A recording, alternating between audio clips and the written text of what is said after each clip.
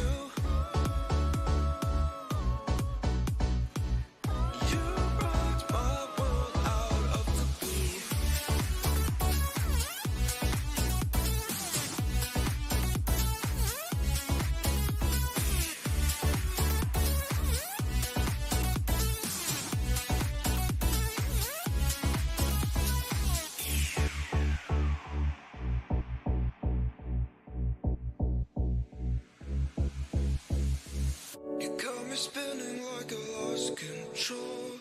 All I see is you can take it slow. Don't you know your love is all I know? Friends tell me to leave, but I could never let go. I don't need anything but you. You rock my world out of the blue. Can't stop this feeling if only you knew how bad I want you to come.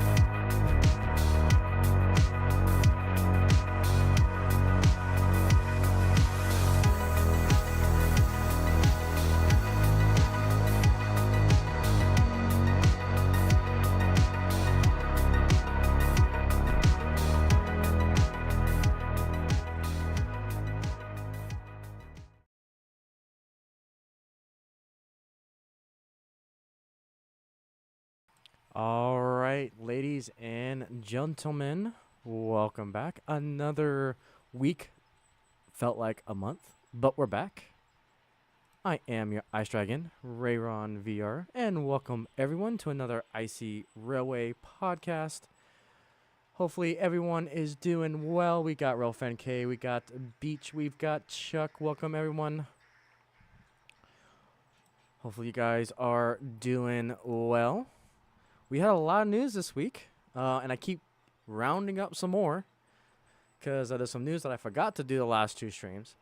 And then all of a sudden, you know, BLI wants to announce something, and then got a few things from, one thing from Skill Trains, and yeah, you guys know the business. Just when we thought that there's going to be nothing, there's everything. So Fridays is one of those things that everyone just dumps all the information before the weekend. So what can I say? What can I say? So we are going to have another hot start with our train that's going to be going around in circles. We will be talking about that here after we go through all the news. Today is kind of a celebration of a salute to the passenger cars, and kind of a little bit of caveat when I say that. It's more of American passenger cars. And we'll talk about that more in a little bit. So you've been to Samurai, been living in London for the past few months. Gotcha there, B-Trader. Man, hopefully London's treating you well. And you're what, 6 hours ahead? So it's like 3 o'clock in the morning for you? Well, definitely welcome.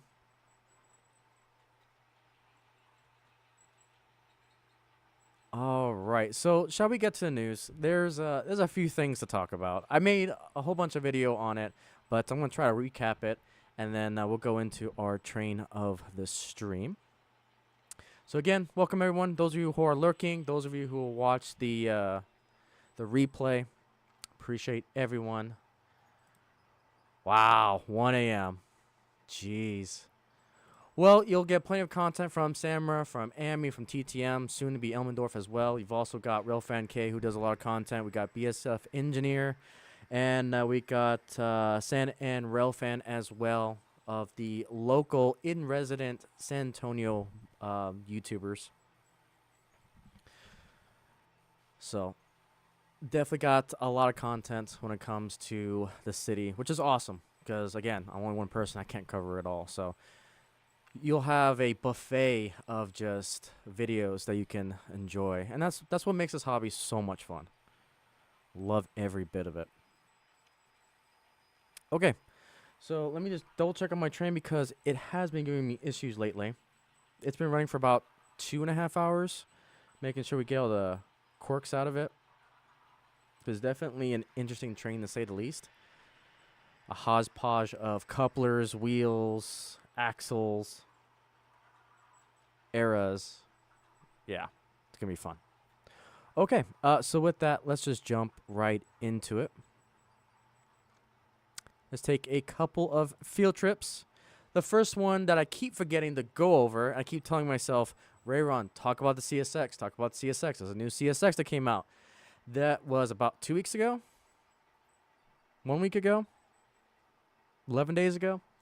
So anyway, we got the latest CSX Heritage unit. It's the SCLLN, the Family Line System. This came out on their Facebook page. So yeah, pretty cool that we're getting the latest and greatest family heritage from CSX. Again, my sympathy to all those who are collecting CSX and the Heritage unit fleet. Apparently, there's a whole bunch of them coming out. Starting with the first 5 here from Scale Trains, at least when it comes to HO scale. We'll get to Lionel in a second. So yeah, the orders are, I think they're due by now, and they're scheduled to arrive in December 31st of 2024. So they got the first 5 that are coming out. We've got the Chesapeake and Ohio, the Seaboard System, Conrail, Chessie System, and the Baltimore and Ohio. Oh, all the CSX maintenance away. Oh, I gotcha.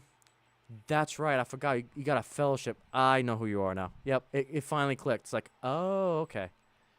Yep. I forgot you're on a fellowship, I think, if I remember correctly. Yeah, I know. It's good to know. It's nice to see you, my good sir. Yeah, yep. I know exactly what train. In fact, hang on. Quick field trip. I want to show you something.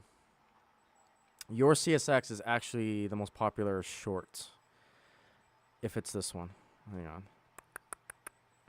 Slight field trip from the field trip. Field trip inception. Okay. Let's do... Alright, I'm going to do this real quick. Yep. Let's see. You are talking about... I didn't realize you had a YouTube account. That's fantastic. That's fantastic. Okay, let's go to popular. Yeah. So that'll be this guy right here. This is the CSX that you were talking about.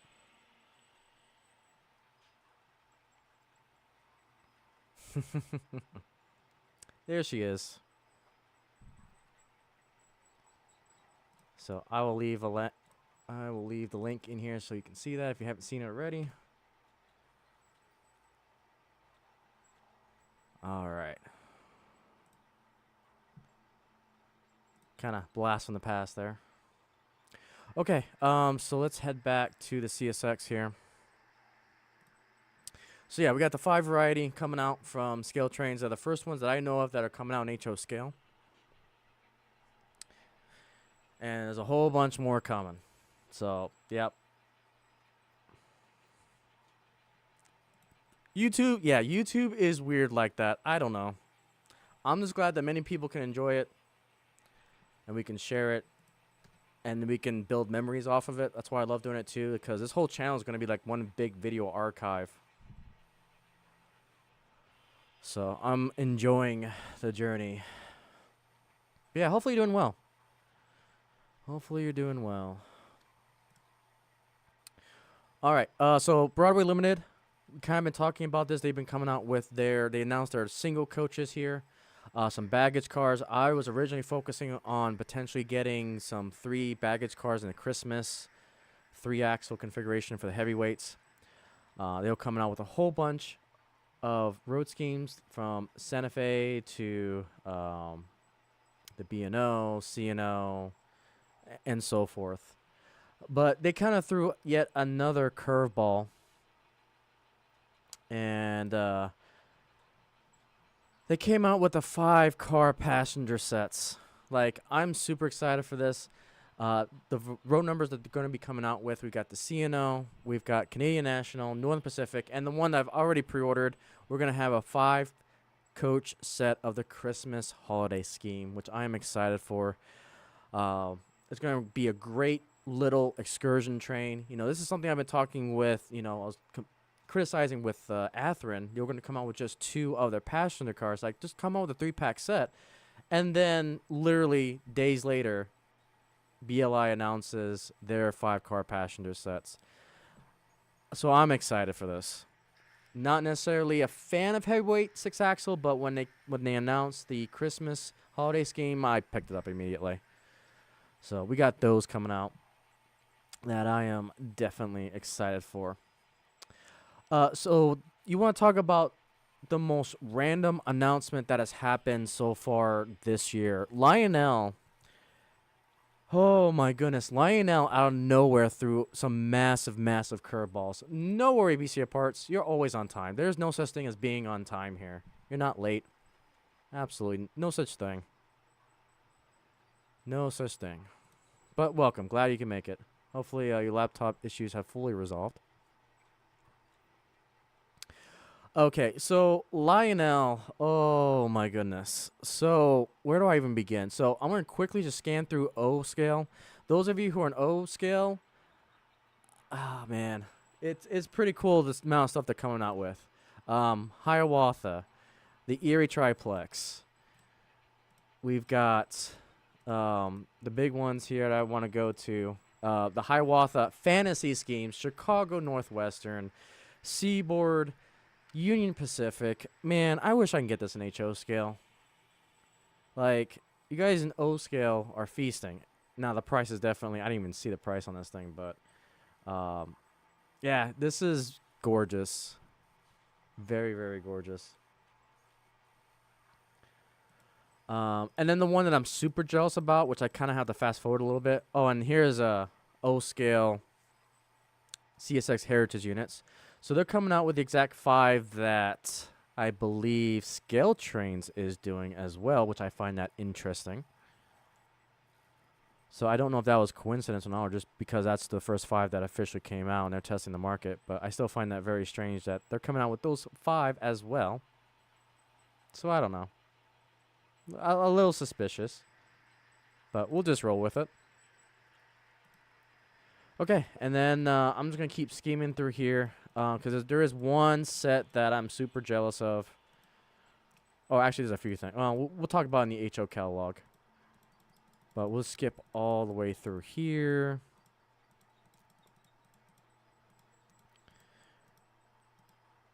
And that is going to be... We'll get there. We'll get there. Can't click fast enough. I know I could just go by a table of contents, but I'm being kind of lazy. This guy right here.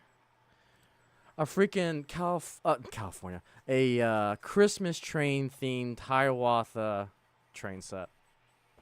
Like, come on, Lionel. Let's make this an NHO scale. Like, you'll make a lot of money. Just a bit. 4, 5. It's a 7-car passenger set with the engine. This is just beautiful.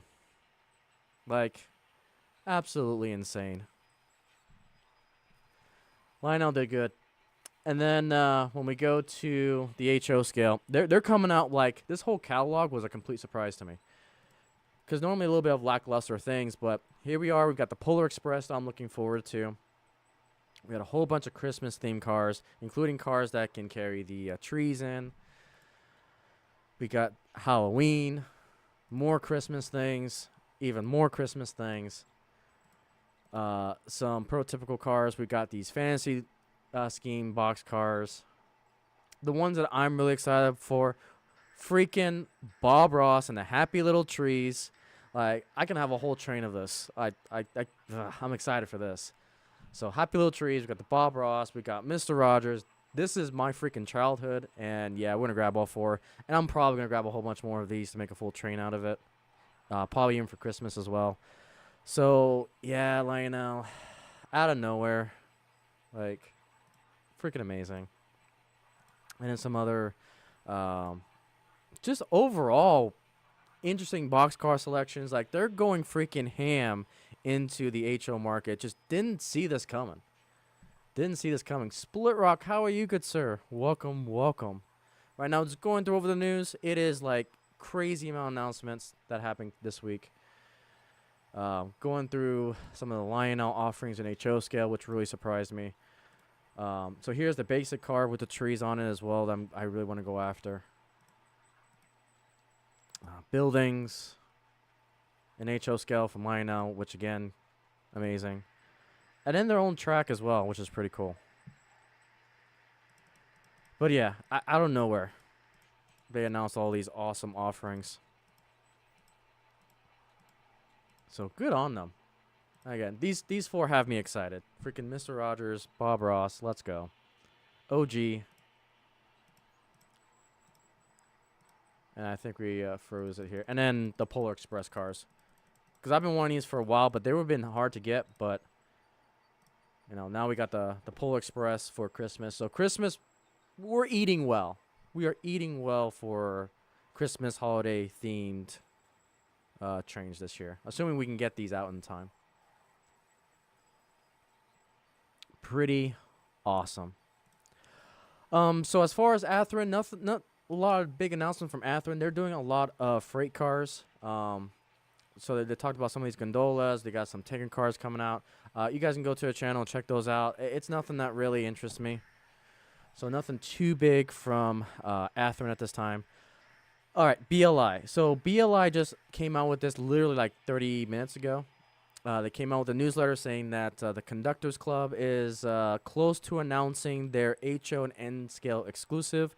That's going to be coming out on Monday morning, which, again, I won't be able to get the video out till Monday evening on that just because of work. So as soon as I know what it is, we'll get an Icey rail news video out on it. I'm hoping it's something in Union Pacific. Again, I'm biased towards that. So we'll see. We'll see what happens there. We're still waiting on the VIP portal suggestion. So as soon as that opens, I'll flood them with all you guys' requests. Again, continue to get those requests in. I've got a community post about it. If you want to see an engine being made or a coach or a freight car from BLI, just put it in there, make a comment on it. And I'll try to get all of those submitted for you. And then here's the latest in their table. We can kind of see here. Well, I don't know if you guys can see it, but we've got a shark nose here, which is pretty cool. We got Shays, we got the GS4s, we've got the NYC there, so we got Atlantic. I don't see anything on this table that is a sneak peek to what they're going to be offering in the Conductors Club, but we'll see. We shall see. So that's pretty much it from BLI. Rapido, they're doing their N-scale RDC. We talked about their passionate cars to death already. They got these Canadian cabooses, which is pretty cool. The buses. And then probably something I'm going to look into is that they got these PFE reefer cars. So that's something that's kind of interests me. I'll probably get it later down the road. Not necessarily a high priority for me right now. I got to focus on all these passionate cars that freaking came out this week. So kind of going along with the theme of the passionate cars, you know, we've got a special salute to passenger trains that we'll talk about after the news here. But yeah, that's it for Rapido. So now on the YouTube front. So I will leave a link in the box below. So the yearly YouTube meet and greet is happening on the East Coast. And Sparky 107 just announced kind of what the whole theme of it's going to be, what the exclusive, like, once-in-a-lifetime opportunity is going to be. I wish I can go. Unfortunately, just trying to get time off, trying to get the funds aligned. I'm not going to be able to go. There's just no way. But they're doing this special RDC trip here. Got a couple cars. It is limited, so I don't know exactly how many are left, but you can see all of the ticket varieties here. Again, look at Sparky's live stream that I've attached. You'll get all the details about it, but I definitely want to make a shout out to that. So if you guys are doing the YouTube meet and greet, it's going to be over, I believe, in Pennsylvania is where this is located. Let me see if I can get an exact address here. Let's see. But you guys have the links. You guys can check it out. Just want to make sure that the word spreads on that meet and greet. Unfortunately, like I said, I'm not going to be able to head to it. It's just, it gets a little more complicated when it comes to that. So one thing from Aurora Miniatures, they just announced the release of their locomotive test stand. So you got basically some rolling roads here that you can move all your little rollers on there. So you can go check that out. So if this is something you're interested in, I know this is kind of a little bit random when it comes to model railroading, but I think it's pretty cool too. And this is a lot of history for me personally as well. Hello, Birthday Buick. How are you? Welcome, welcome. So this is back in Utah. They're doing this driving of the spike. It's basically this gigantic spike that's on a flat car or a flatbed truck that they just kind of go touring. They just announced their stops here. Most of it is in Utah. I've been to Promontory Point where you have the Jupiter and the, oh my God, what's the other one? The 61171? I can't 100% remember. But anyways, they're going to do this tour. So if you're in the Utah area and in the California area, they're making all these stops with this ginormous golden spike. Oh, the 199. There we go. The one that, so you can see some of the pictures here of this giant spike. But they just announced their the tour this year. So if that interests you, then that's what we got. All right. And so there's nothing really, any news coming out of Union Pacific about the Four Corners tour. But they do have their depot days that are coming up. This was in part of the YouTube meet and greet last year. This year, we got the depot days coming up May 18th and the 19th of 24th. They'll have the Steam Shop open. To my understanding from the info that I looked through the Facebook pages and everything, 4014 844 should be there. But it also leaves another clue that the tour is not going to happen all the way through May. So we're still not sure when the 4014 is going to go on the Four Corners tour. I think I'm getting a little bit concerned considering that we're getting into spring, almost into summer now, and they still haven't announced the times and dates. Last time this happened that we got this far in, they ended up canceling the tour and just went to Omaha and back because of logistic constraints.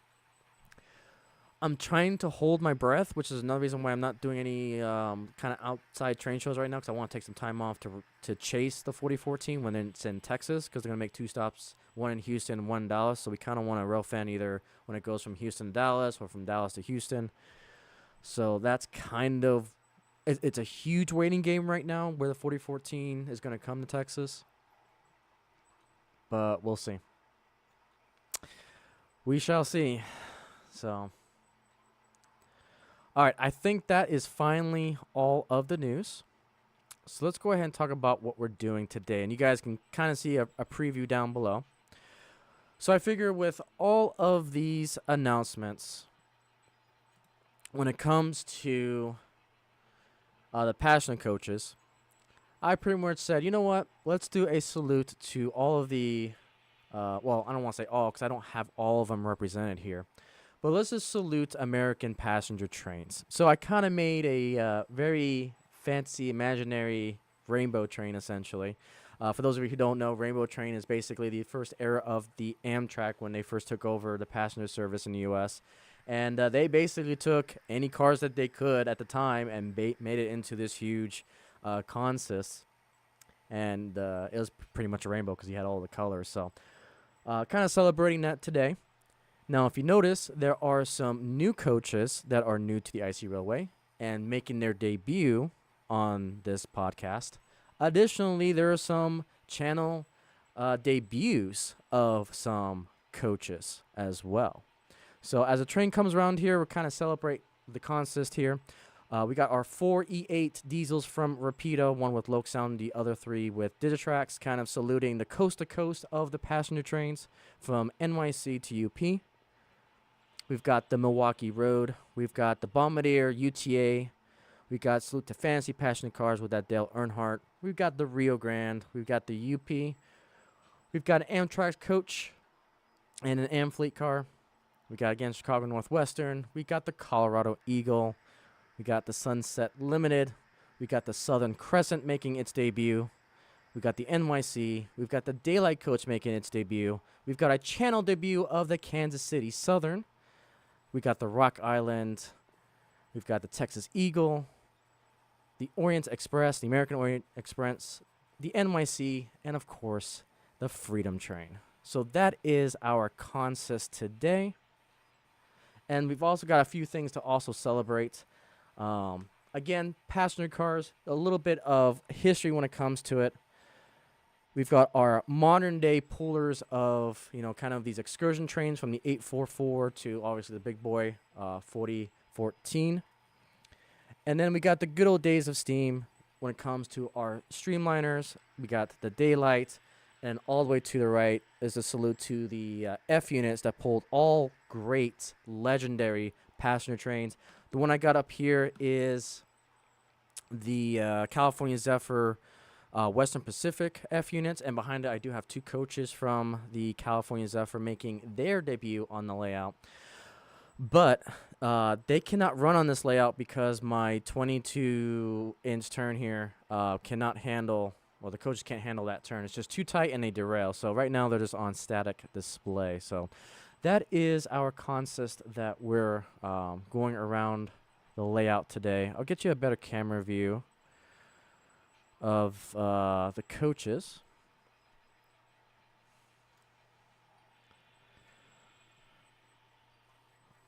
So let's bring, once the consist goes through.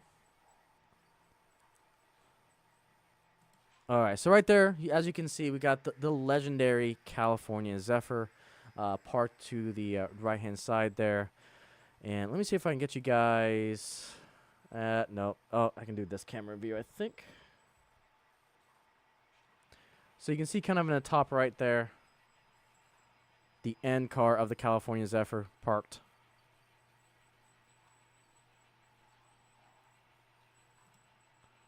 All right, and let's get all the cameras so we can start rail fanning.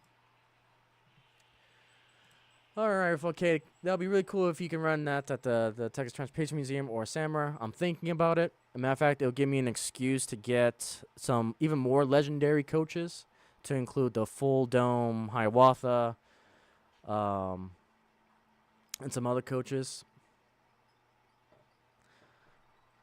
Yep, the Rainbow Amtrak era passenger train, kind of what inspired all this from Split Rock.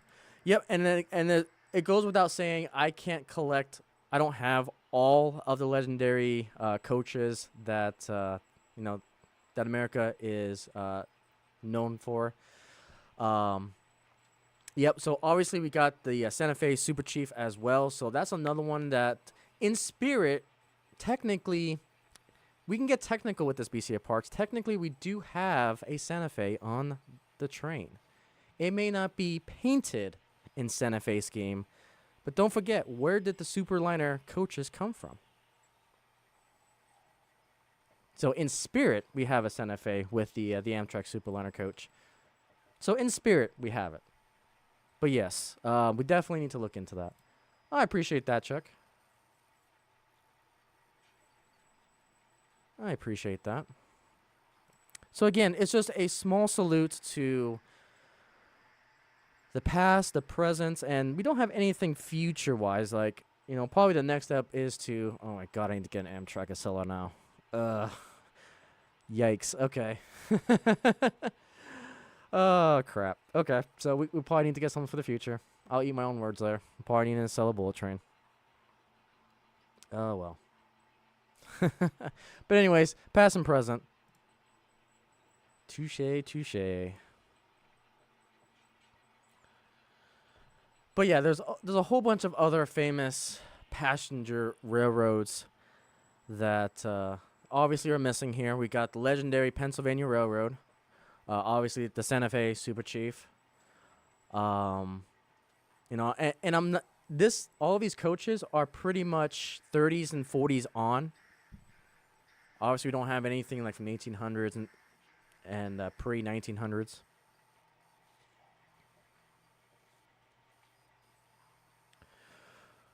But yeah, we don't have like the Pennsylvania Railroad. Trying to think of some other ones. Burlington Northern had a green train. Trying to think of some of the other ones.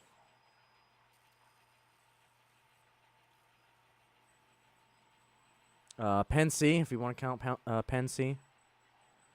CSX has an executive train. BN had an executive train.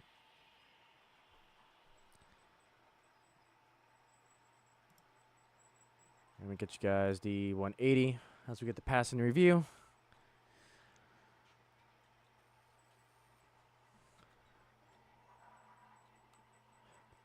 A salute to the Bombardier fleet. Ah, yes. A big one. The Empire Builder. Yep, I need to fix that. Yep. The Great Northern Empire Builder. I do not have a coach on that. Oh, and you know, I know it's not American, but you know, we've got some Canadian national coaches as well, North American trains, so salute to all the, you know, Canadian railway systems. So I don't have any of those.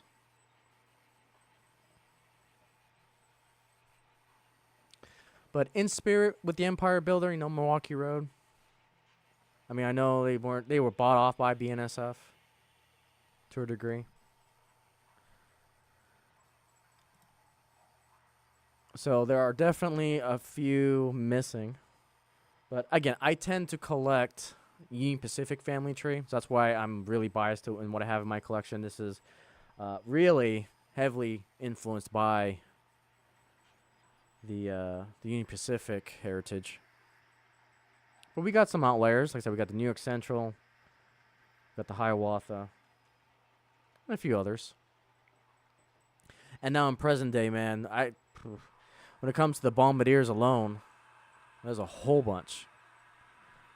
The ones that I tend to collect are the Utah Frontrunner, but you got the Rail Runner in New Mexico. We got the one in California.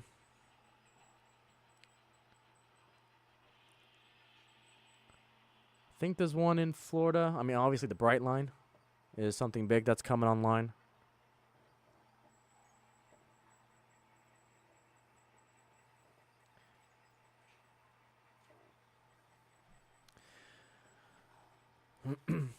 So yeah, that is our salute to the passenger trains. Let's get you guys some more rail fanning shots here. Let's see here. All right, let's go to Ghetto Bridge. And see this consist coming along.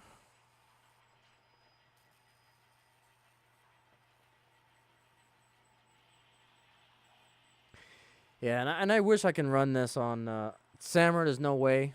No way in hell this train's going to go on there. The coupler heights have issues. There's a lot of plastic wheels.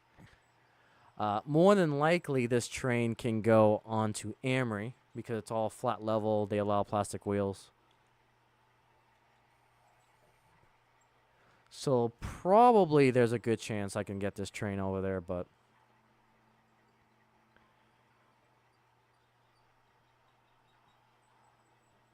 kind of a pain. Chuck, it is one of my goals this year. I literally just found out about that about a month ago. And in fact, there's a video I need to make on a particular steam engine. Oh my goodness, it's like the SP. Oh, what's the number? I need to look real quick. Let me get you guys back to all the cameras.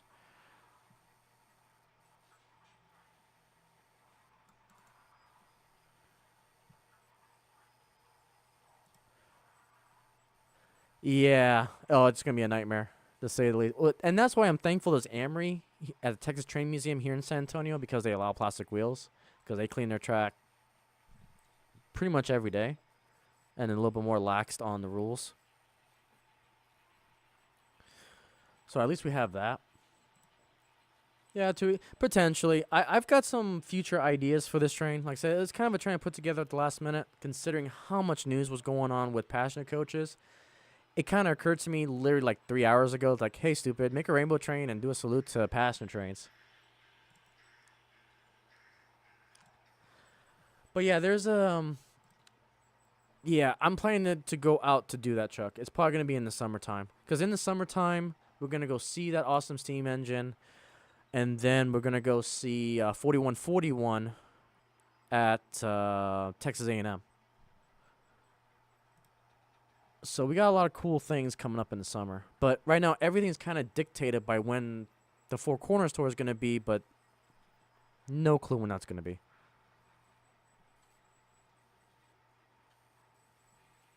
So I don't know.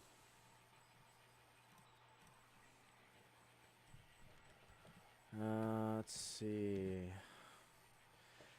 Yeah, I know they got some coaches down there that I really want to grab or get photos of. There's a famous one. I think they've got a Texas Eagle car down there and a few others.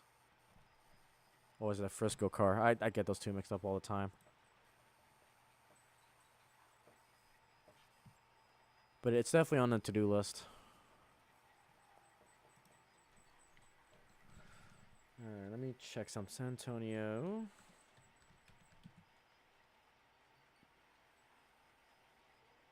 Is it Railway History Museum? Railroad Heritage Museum, that's it. Let's see. And then I need to go to the main website. Where is it?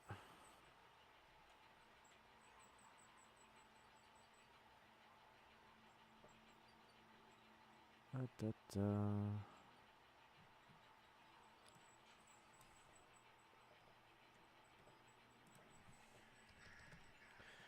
let's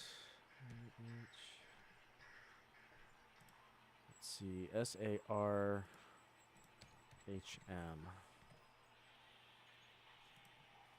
.org? There we go. Think we got it. Is it? No, it's not 127.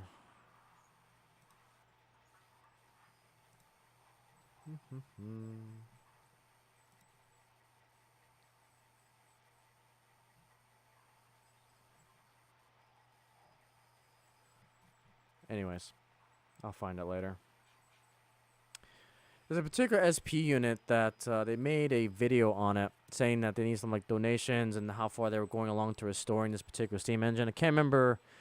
I think it's SP794 maybe. Yes, it is Split Rock. It is a heavyweight Milwaukee Road.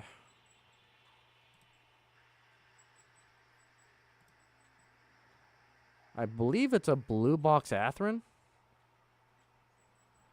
So yeah, Milwaukee Road, Frontrunner UTA Utah, a Fantasy Dale Earnhardt, Rio Grande UP, and both Amtrak's here.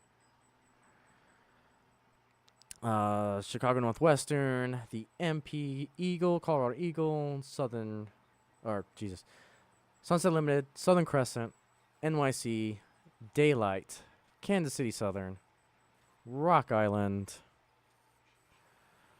Texas Eagle / Frisco. They can go hand in hand.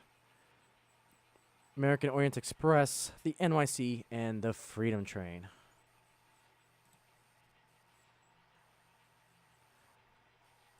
Nice, Will Fan K. It's the SP786. Gotcha. There we go. That'll help me find the video. Yes, LaRock, it is the NYC E-Unit from Rapido. It was apparently the one in the most expensive mystery box of the month. A generous Icey family member actually donated to us. That was in one of the unboxing. So we are making good use of it.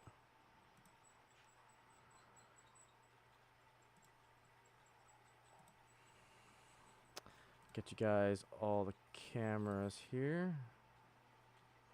Matter of fact, all 3 E-units are Rapido. The first one has the Loc Sound 5 in it, and the other 3 just have 21-pin Digitrax decoders in it because they were DCC ready. Awesome. Appreciate that, good sir. All right, SP786. Let's see if I can find that. Yep, here it is. Thank you, Real Friend K, our historian of the channel. There we go. So this is the video about restoring the 786 out of Austin. And then let's try to do some chaotic good if you wish to help fund the 786 project.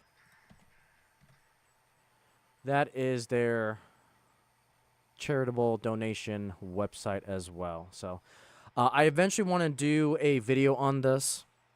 I just haven't had time to get around to it. So, oh, Northern Pacific. That's another one. Yep. Yep. It's a good excuse for me to get these other passenger trains because then we can, get a proper salute to the fallen flags of these passenger coaches. So, yeah, Burlington Northern, Northern Pacific. Yep, the Empire Builder, Great Northern.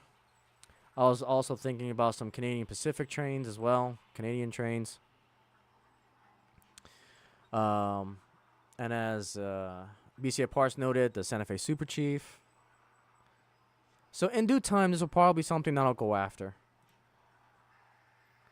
And like I said, we do have the California Zephyr, just cannot run it on this layout. So it's kind of in static display.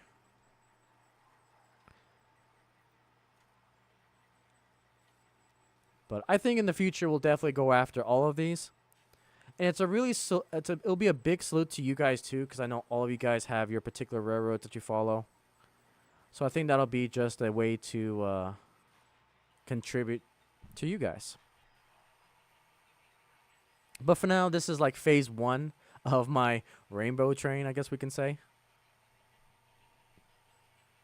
We'll get more creative as we go along, I think.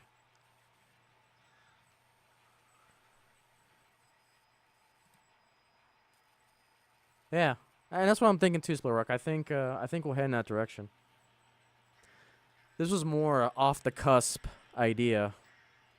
With so many announcements coming out about passenger coaches, I figure, this is freaking coach week with all the announcements. So it's like, you know what? Let's end it on a rainbow train. So on the to-do list is we need the Hiawatha full dome car. Get some domed. I definitely want to get a domed Northern Pacific. I love that paint scheme too. Sounds like a topic for the podcast, yeah. That's actually a good idea. Yeah. So, yeah, I don't know if I want to get into that right now. Yeah, so we had a couple back in the day. Sunset Limited was one. I think the Delta Eagle was another one from Missouri Pacific. Trying to think of some other ones. Obviously Amtrak. Oh, Southern Pacific. Oh yeah, you said Sunset Limited. Yep. I don't know if the Southern Crescent came. I don't think so.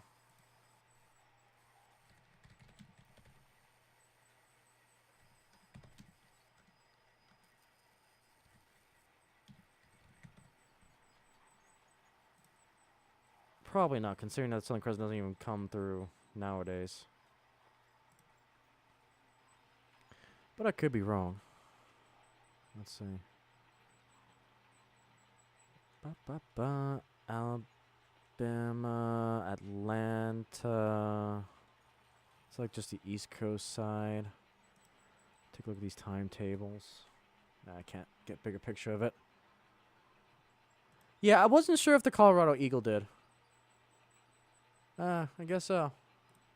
I know podcast just released. Awesome. I need to go take a look at that.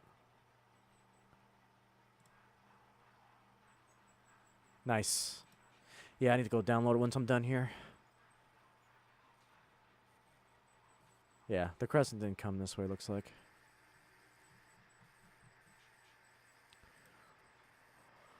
I have to double check.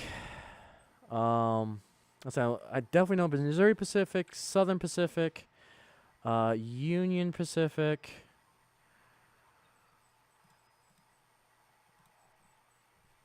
Wilfan K would know a lot more, because I would have to Google search it now. Because I'm not native to the area.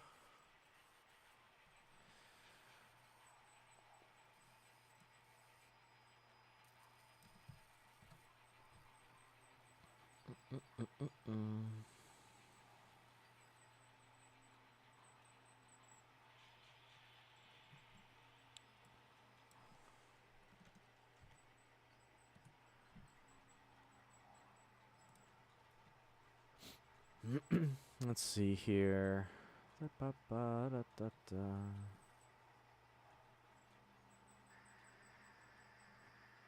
Yeah, I would need to see like a map or something. 'Cause now it's really getting me curious. Yeah, there you go, FNK. There's plenty of questions for you. What railroads came through San Antonio? I just know the big ones. Like I said, it's M. Katie, I think, was another one that came through here.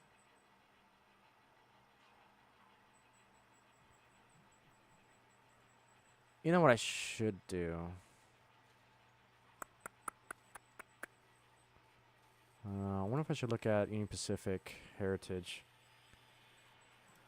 maps.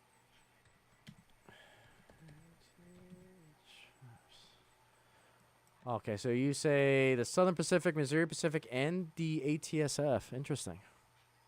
Didn't think about ATSF. Oh, and MKD? Nice. Yeah, I figured the MKD as well. I didn't think about the ATSF, yeah.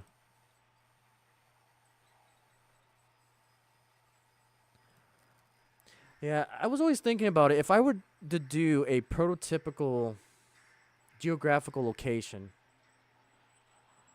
I think probably the big one would be just modeling the yard of Missouri. Or not Missouri, the Kansas City, Missouri area. There was so many fallen flags from obviously Union Pacific that had some sort of station rights or yard rights. It's like Santa Fe, Texas Chief went from Fort Worth to Houston. You County ATSF because they don't own the tracks in San Antonio, but they use the tracks sometimes. Okay, so they had trackage rights. Okay, that makes sense. Yeah, that's fair.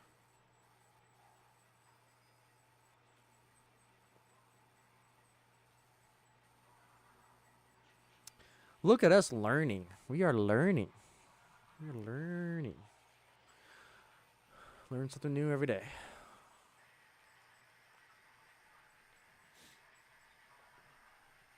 But yeah, there's a lot of cool history. Oh, what about Texas and Pacific? I think they came to San Antonio, maybe? I know we're getting deep into the weeds of fallen flags. Let's see. Fort Worth. Let's see. Let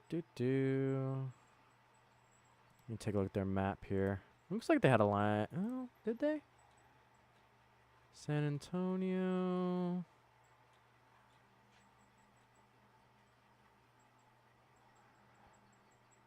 Oh my god, I can't see anything on this map. Houston. Where's Austin? Just for context. This is the terrible map I'm looking at. So there's Houston. I don't see... Okay, there's Austin. Oh yeah, San Antonio. Boom, right there. So San Antonio was a deadline for the Texas and Pacific. It looks like they had a big hub here in Houston. Austin. Dallas. Pretty cool.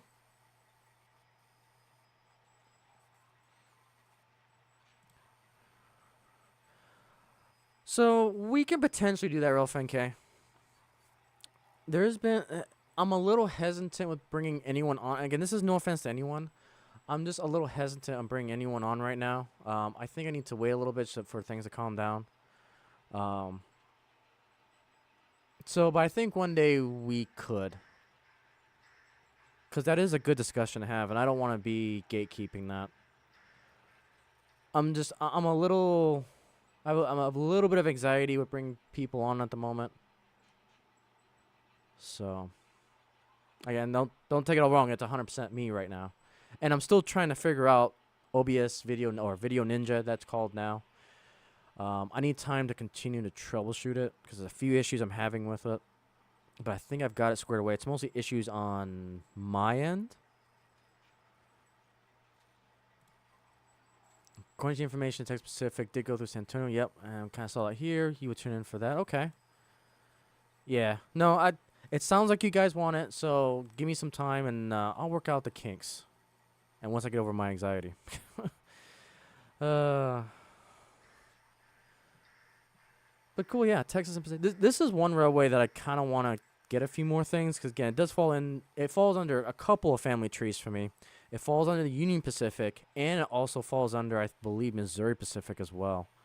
I gotta remember who purchased Texas and Pacific, or it could have been Southern Pacific that bought them. Let me see here. The Missouri Pacific also controlled by at least the TP from continued relationship.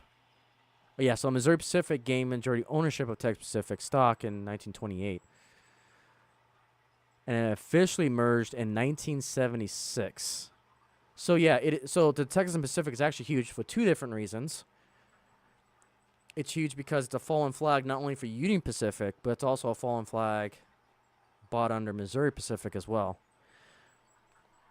And what's kind of cool about Missouri Pacific is that when they did their heritage units, again, I use the term heritage units very loosely here, but they would use the blue on the Missouri Pacific with the eagle and everything. But if you looked underneath the cab, they actually had a lot of the fallen flag logos on the diesel. So they had like Texas Pacific, they had the CE&I, and a few others, which was awesome. So those are some of the things that I'm looking into.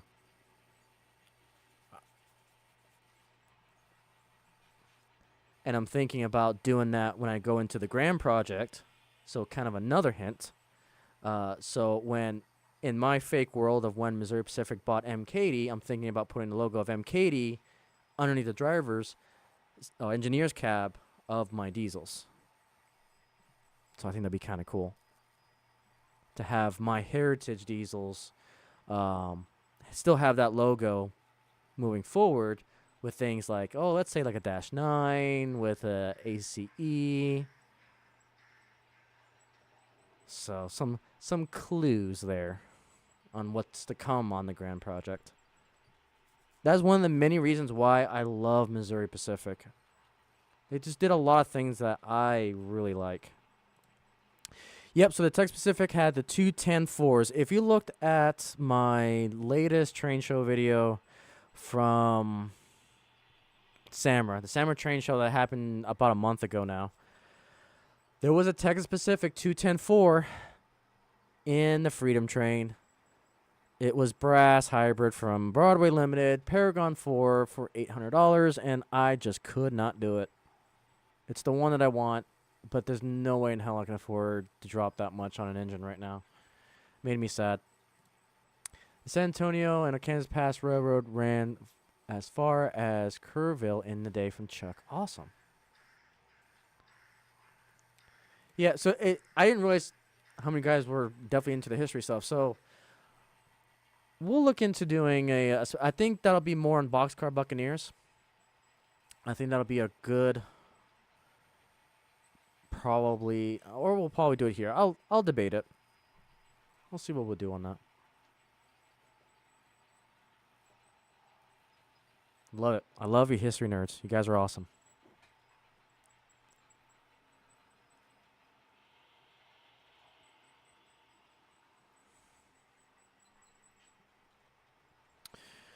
All right, let's get back to the railway here. Oh, the cameras. And so one thing I'm also considering, because I was reading through the Missouri Pacific Historical Railroad Society's magazine the other day. And I'll get to your statement here in a second, BCR Parts. And it noted that the heaviest locomotive that the Missouri Pacific handled on their own lines, their own railways, was the Mexican National Centipede diesels. It ran through their network. So now it's like, do I get the centipedes from the national or the Mexican National Railroad, or do I just make a Missouri Pacific centipedes? We'll see. So I did do one during the NMRA National Model Railroad Month, talking about how people got into the hobby and so forth. We had Ralph K, I think you were there. We had BSF Engineer was there. And we also had Lynn McCurdy from the High Desert Modular Model Railroad Club. So it was a great time.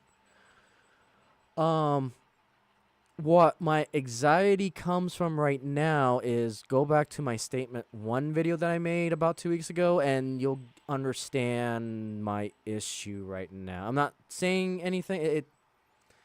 Just look at that video. That's the best I'm going to say, because I don't want to bring it up.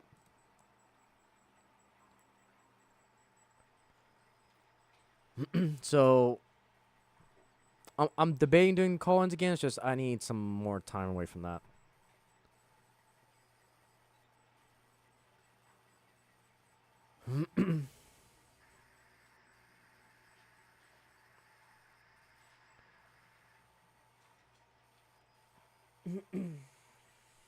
So we'll see.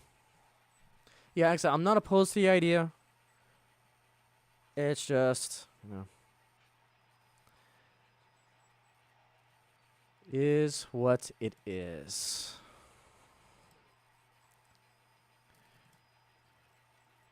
Yeah, and I do appreciate you guys. I know texting can be a pain in the rear, and I know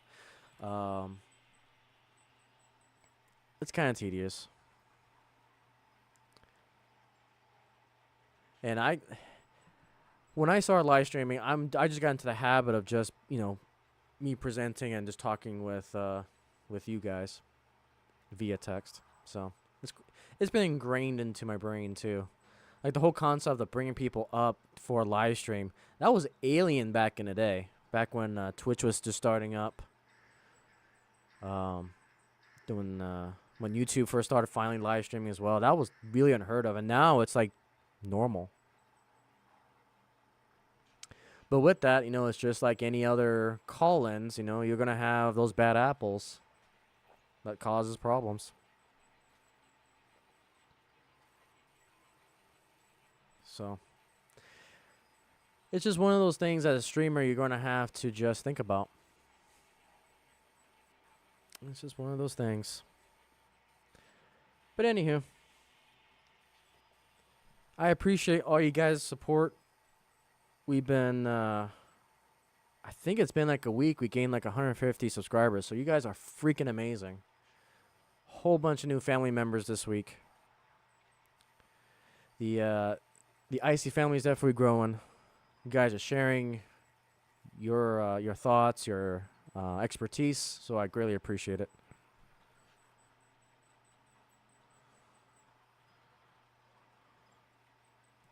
Thank you, Beastie Parts. I try. So basically, you stated that you had because YouTubers you watch, you're the only one that makes to concerted effort to talk back to others rather than highlighting a few messages here and there. I do my best. Oh, I appreciate that too, Split Rock. Again, thank you for the kind words. I try my best. Like I said, I've had a lot of experience live streaming. It's just nothing has really connected up until now. This channel and this endeavor that we got go on now is by far the most successful just journey into live streaming for me, because this channel really brought a lot of the things I've been practicing long time ago, and it's just now coming together. So it took me a good 10 years to get to this point where we're at today, and we're still learning new things, learning new techniques, growing this family. And keep in mind too, you guys are very polite. You guys wait for others to have their chance to be highlighted, me to talk to you guys as well.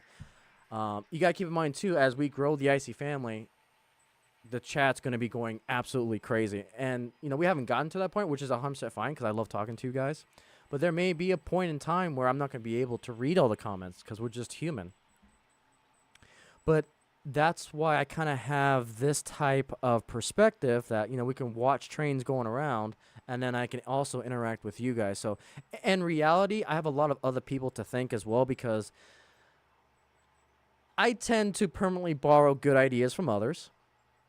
So for instance, I got a lot of thanks to Heath from Manatee City Junction. He basically is leading the way in technology, in model railroading. I learned a lot from him that allowed me to gain the knowledge to do what I'm doing today. We've got a huge thanks to Anthony Dodge, because he's basically the founding father of how to present a model railroading, in my opinion. I'm learning things from Scott Rails, from what he's doing with his live streams.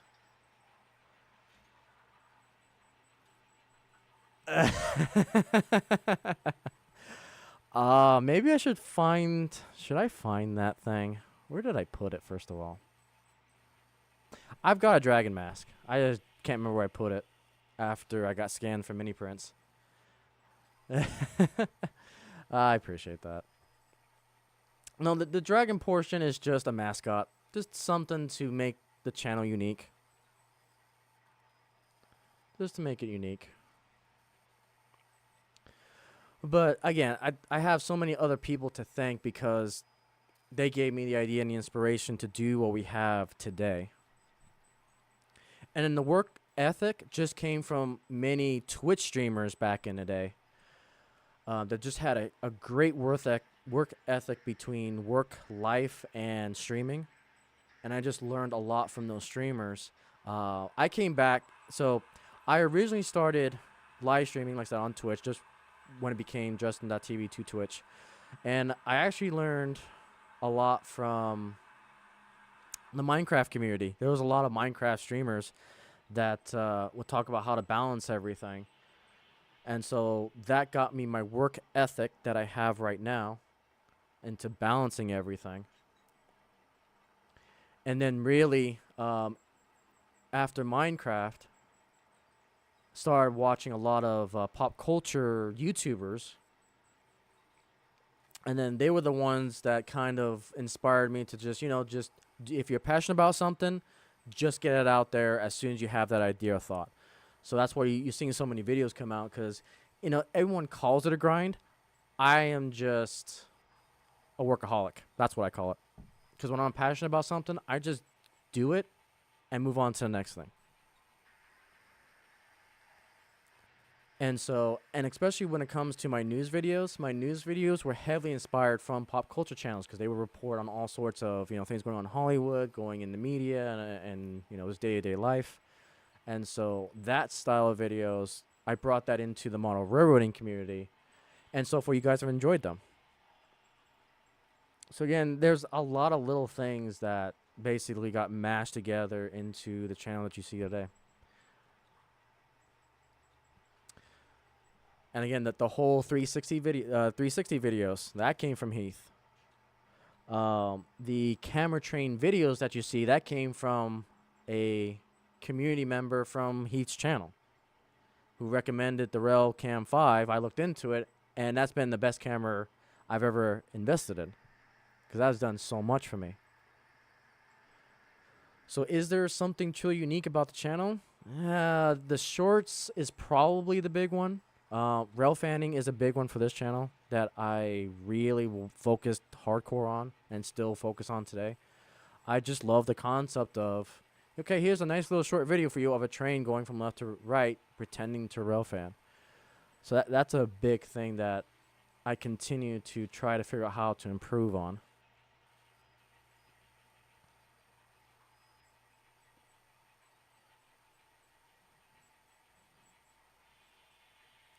And ever since YouTube announced they're doing the shorts, I knew it's like that's it. That was the last piece of the puzzle to put everything that I've learned together into what you see today. And the journey's been wild. Like I said, here we are sitting at almost 5,200 subscribers and family members strong. It's absolutely insane. I just wish, the one thing I really wish I can do is do daily live streams. That's like the one piece that I really want to do. But at the end of the day, there's only 24 hours. And I can't do that. The reality is I can't do that until, something changes with my lifestyle, which, it's not going to change anytime soon. So, because I like the idea of doing, daily get-togethers and bringing you guys on. Originally, what I was thinking about doing was that there'll be 2 streams. One that I would do just talking with you guys, so that way I can talk with you. And then one daily stream that I bring you guys up. But the reality is, I don't have time. There's no way I can make that possible. And especially if you see how many streams go between, there's a reason why there's so many streams each day that happen typically in the afternoon, evening, or very early morning. That's when everyone else can fit it in. And even on Fridays, I'm quite surprised. There's a lot of, people starting to stream on Fridays, which is a good thing. We've got somewhat of a time slot going on Friday. We had Sparky go on 2 hours before this stream, and then we still have, I think, Scott Rails is still streaming. So it's a good thing. It's a good thing when we have a lot of people streaming. Because the hobby wins. At the end of the day, the hobby wins. And the more of us there are, the more we can get outreach to the... How many YouTube users are there in the world?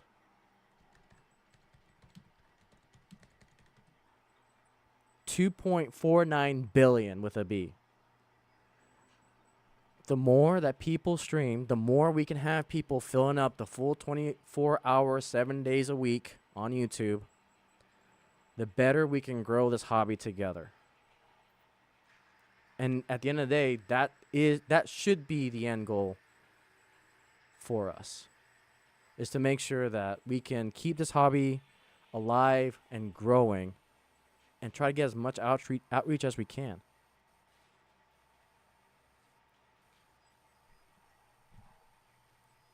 So, I think we're in a golden era. I don't know if I want to say golden era. Maybe an iron age of model railroading. I know there's been a lot of concerns about the hobby, But I think we're in an iron age where we're finding ways to be self-independent. We're starting to see the rise of 3D printers, those who are creating their own businesses. You know, we kind of see that a little bit in the comic. When you look at the history of comics, they had this iron age where people would do their self-independent publishing. I think we're in the iron age of model railroading, where we have tools that we can be more self-independent. And obviously 3D printing, laser cutting, wood kits. I think we're in a really good spot. And it's like we have a nice mixture of old stock that we could potentially find and get. And then we got these brand new shiny diesels and steam engines coming out. 3D kits, wood kits. It's a good time. It's a good time to be in a hobby. And then obviously the growth on YouTube.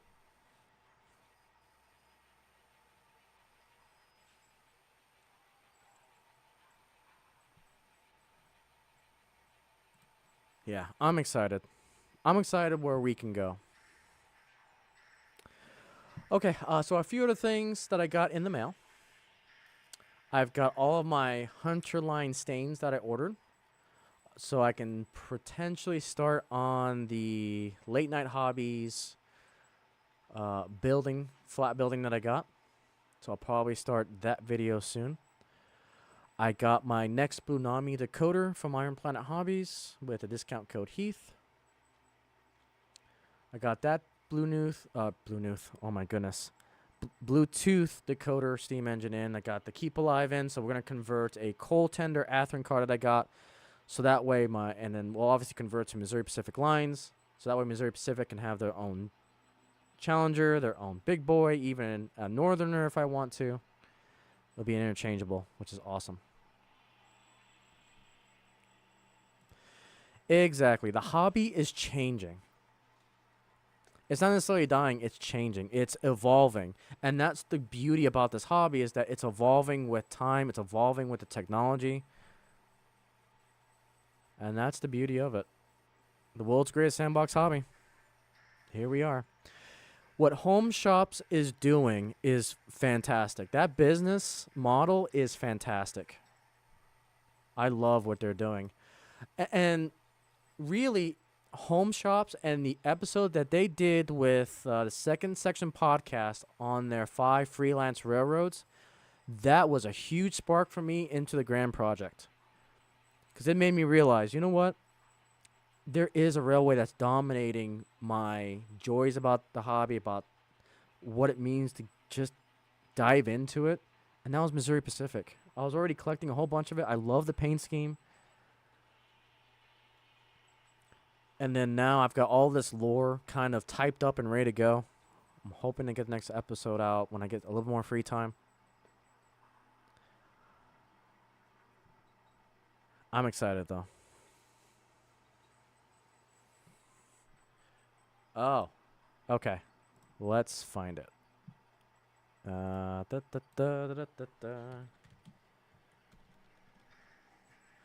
Tell you what, let's see if we can find it. It was probably, that podcast and that episode was probably my #1 top podcast of all time for model railroading. That's how good it was for me.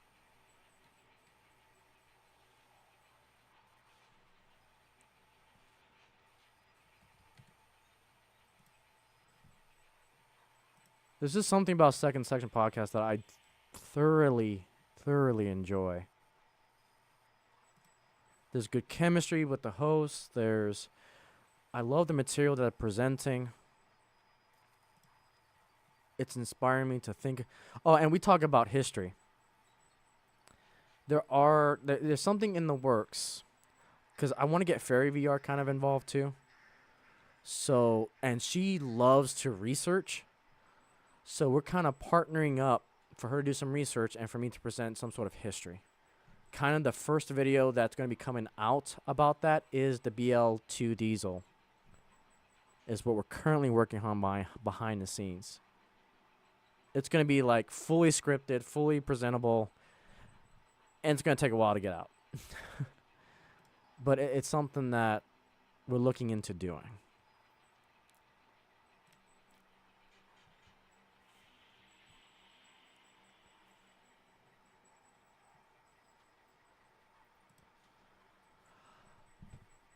Again, I want to do that split rock. I really want to. I want to create. Yeah, it's about the chemistry.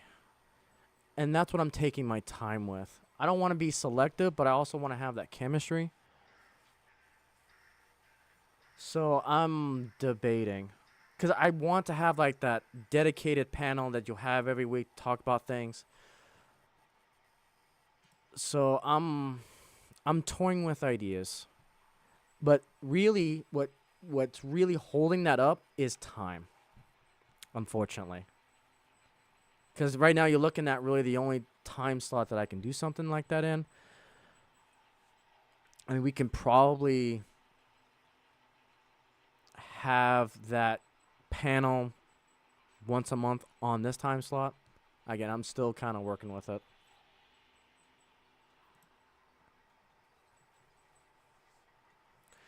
Okay, so I think my most favorite just podcast episode was this one.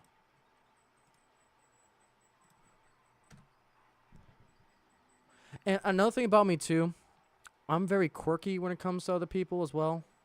I mean, I tried to make it a dedicated deal to go on to the Wacky Weekend with Anthony Dodge and Artie. The problem is I'm part of Elmendorf now, which they meet Saturday evenings as well. So kind of couldn't commit to that anymore, which I feel so bad. I really liked being on that podcast and going on to it.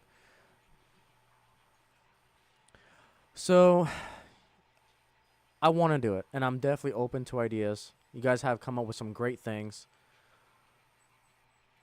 Like just talking about the history model railroading is awesome. So that's definitely something we could look into.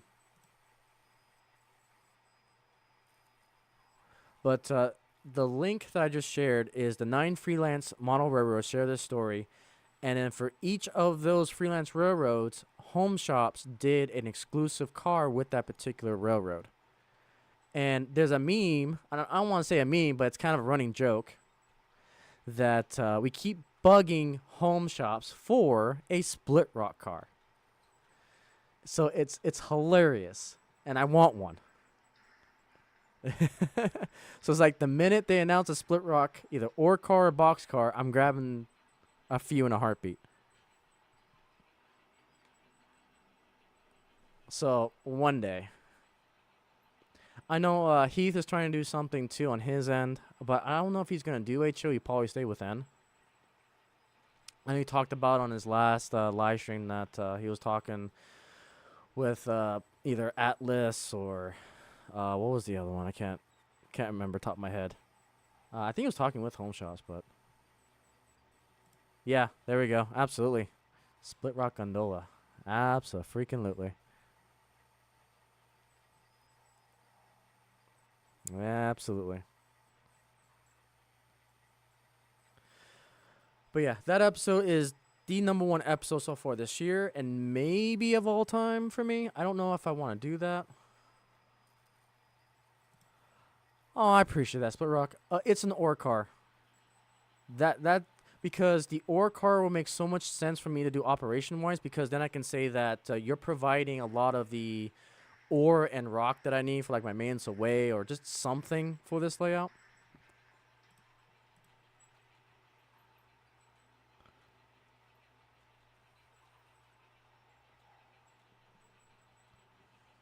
Yeah, I love your layout. I love your ore cars. One of these days I'll get off my butt and complete this ore car train I'm trying to build, but a lot of other things have kind of taken priority.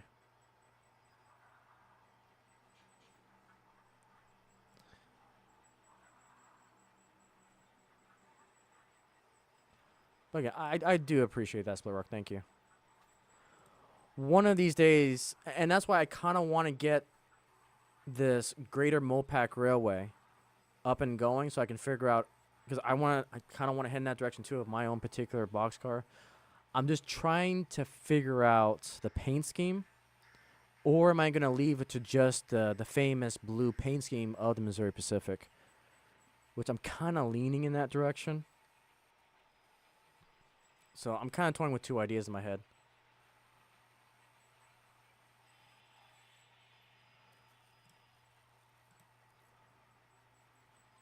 Okay, that sounds perfect. I appreciate that, Split Rock.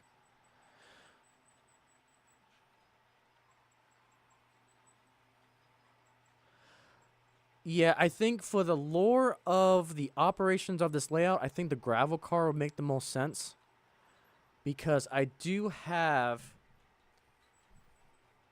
a card cart that is a gravel, I think it's a gravel car, that we're taking it to the maintenance away, or the team track, I should say, for the maintenance away train to, keep the layout good. So that's kind of the lore that I have right now. And again, a big goal of mine, especially when it comes to operation. The operation is kind of taking a pause a little bit because I'm kind of working on scenery.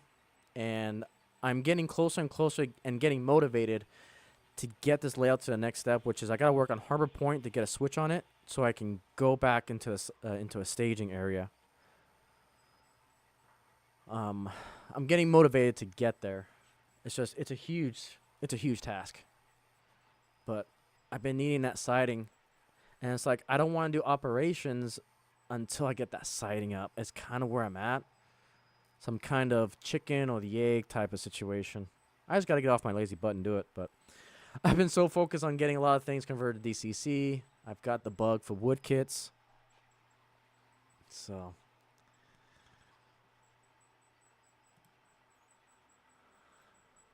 oh, I appreciate that, Split Rock.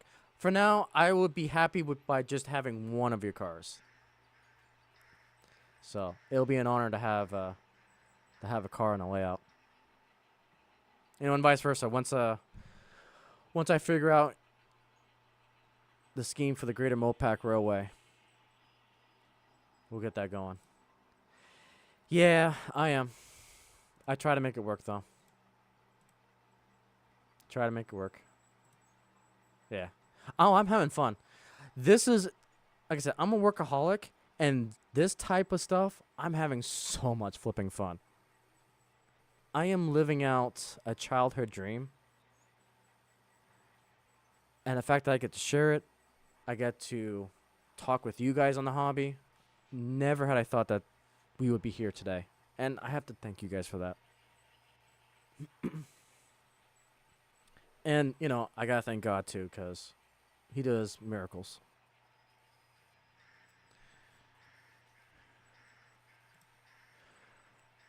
So I will do my best. I've got an Android phone that I'm programming my Bluetooth decoders on. If I'm not available, just talk to Jason the Train Freak, because he's another great source for that stuff.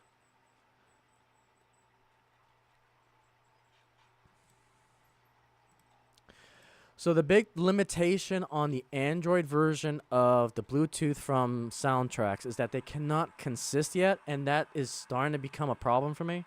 I'm hoping they get that feature available soon, because I want to consist my 4019 with my 844 and start rebuilding the Promontory Point excursion train. I've been wanting to do that for a while now, and I'm almost there. Yeah, so we got our second Blue Nomi decoder in. I've got a spare tender, Atherin tender, that has a Tsunami 1 decoder in it. And I'm going to rip all of that out, and we're going to install Keep Alive. We're going to install the Bluetooth. And then, luckily for me, that tender can be interchangeable with any other Atherin steam engine. So what that means is that now I can convert, not only the tender's also unmarked.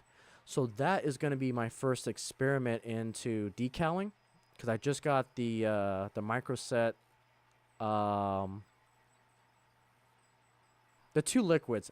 I can't remember the name of it to save my life. But I got the 2 bottles so I can start experimenting with decals because I want to put Missouri Pacific lines on that Atherton tender. Hello, the Closets branch. Welcome, welcome. So, for the Bluetooth, there are 2 current styles in the market. For the Bunami, they have the board style, and they also have the 9-pin style. They have announced the 21-pin, but that hasn't been released yet. And that will require, well, I don't want to say require, but if you want to make your soldering a lot easier, you'll pair it with a Decoder Buddy Mini that has a 21-pin that you can plug in that 21-pin Bunami decoder into. I can actually show you. Let's take a few field trips here. Because my BL2 diesel Mopac, that unit actually has a Decoder Buddy. And I did a video on it. And I just need to find it. And I'm still a novice. I'm still learning myself. But I quickly came to realization that Bunami's is pretty good. But again, the big thing you got to ask yourself too, what do you want your decoder to do for you? Bunami's made the most sense for me because I need to be independent from Easy DCC, aka Samurai, and I wanted to control it from my phone. Not a lot of people want to control the trains from phone. Some people want to control it from a proto throttle or actually from an Easy DCC controller or an NCE controller or a Digitrax controller. If you don't want to run your train on a phone, then I would recommend Tsunami 2s. Because Tsunami 2s, I think, are really freaking good. Again, I'm 100% with Jason and Train Freak. I am on the Tsunami bandwagon.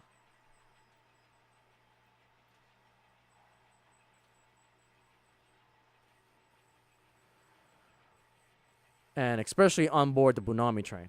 But again, I want my decoders to run my train from my phone. So that's what I'm going with. You may not be in that same spot. And if you want, it depends on your system too. If you already have Digitrax and you have the LNWI, you can just run your train from a phone anyways using Engine Driver or WeThrottle. So Bunami's may not make sense for you to go in that direction. So again, it just, you got to ask yourself, what do you want the decoders to do for you? And also another thing to note, if you want really, really good sound and sound effects, you may want to look into an ESU. But I always put the caveat with ESUs and Loc Sound 5s, you're going to have to shell out another $100 and something to get all those programs and features of the sound into that. So if you're okay with spending, another $100+ odd dollars just so you can do that, by all means, go for it. I don't know enough about the proto throttle because it's something that I'm just not interested in. I know that's sacrilege. It looks great, but it's a little too realistic for me. I know in operations, a lot of people love it. I would recommend asking, I think Heath has ones. Actually, the person to also talk to is OVR.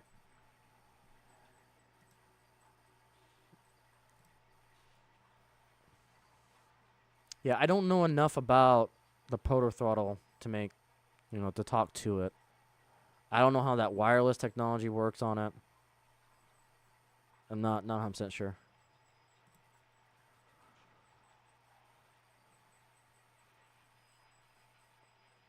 Yeah, with a belt pack style DCC controller using the guts of the proto throttle. Interesting. That I will agree with if you want the realism, and especially if you're doing operations. Yeah, you'll get, that is the most realistic controller that you can buy. You're definitely going to pay for it. But I think, for me personally, it's a little too realistic.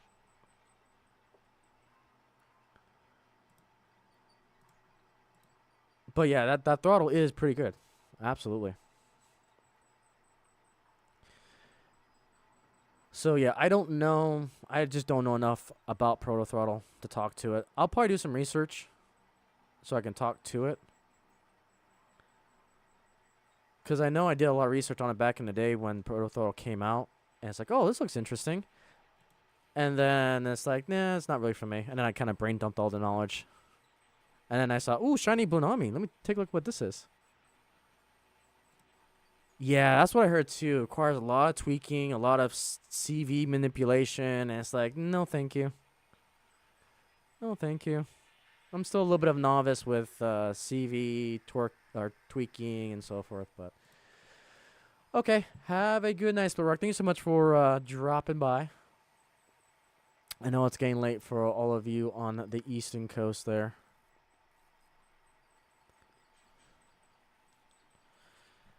But yeah, we could potentially talk to it. But I like the fact that I can control my train from a phone and I can put it on my arm so my hands are free to do whatever else I need to do. Because I thought about that when I was doing operations at Samra. It's like, man, I'm trying to hold my controller. I'm trying to hold my pencil. I'm trying to hold my clipboard. And it's like, if only my throttle was mounted on my wrist elsewhere, that can free up my hands while doing operations. And that's when, like, the urge to get the Bunamis and migrate into the Bunami direction really started to shine for me. And especially, too, when I go POV view on the live stream. I haven't done it in a while. That's something I should probably do. I can also put, like, the stream chat on my wrist. So, yeah, that's why I kind of went in that direction. Oh, yeah, I was going to show you the BL2 real quick. And you can capture this later, Split Rock, but on the replay. But let me quickly show this.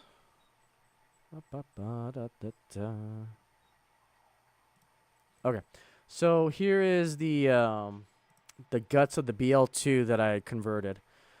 So basically, all the wiring goes into the mini decoder buddy board, and then that connects to the 21-pin decoder of, I believe this one was a Economy 21-pin decoder that I put in it from Soundtracks. But really, all the mini decoder buddy, all it is basically a breakout board. It allows you to break out those 21 pins and put it onto and wire it into those soldering pads. So that way you can just take wire A and connect it with pad A. So that way you can get your light features, your keep alives, and all that. That's why I like it so much, because it is very noob friendly. That's why I kind of recommend, once you get the hang of the decoder mini board, you can really start branching out to a lot of other things. But yeah, I've got the Sugar Cube, which is a little too small for this. I need a bigger one. And then my Soundtracks Keep Alive. So, let's see if I can get a closer view. Yeah, there we go. So you can really see the board there. Yeah. So there's the decoder mini, along with that Economy, and then we got the current keeper from Soundtracks, and then our Sugar Cube speaker. So yeah, I'll leave that link down below.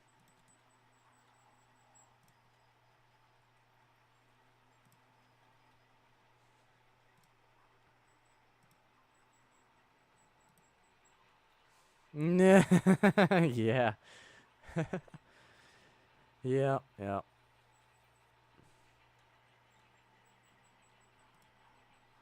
So, I love running the train from my wrist.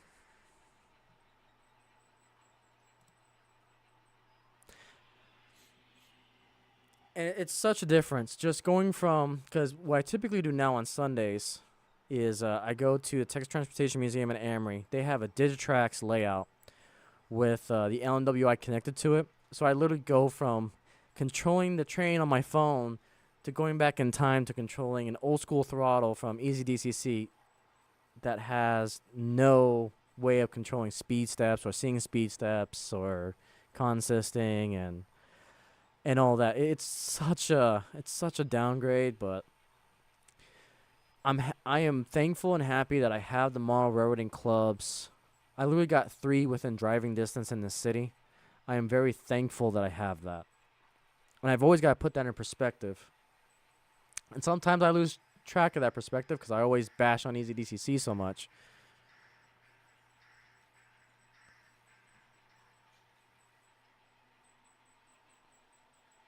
But some people, they like EasyDCC because it's simple. I mean, it's easy for a reason. But, keep in mind, if you want to invest in EasyDCC, you're not going to get the modern day and up and coming gear and tech.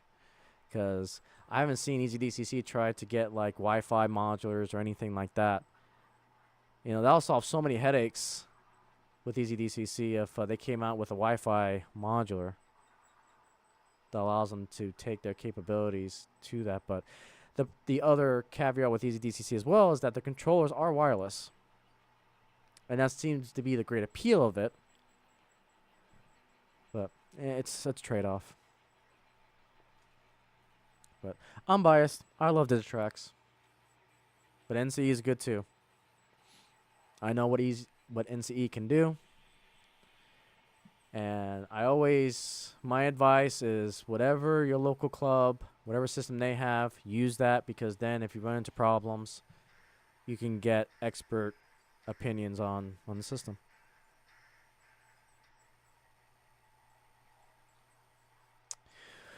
But one day, we'll also get block detection onto this layout. We'll get our signaling back up and going. I've been having a hankering to get that going.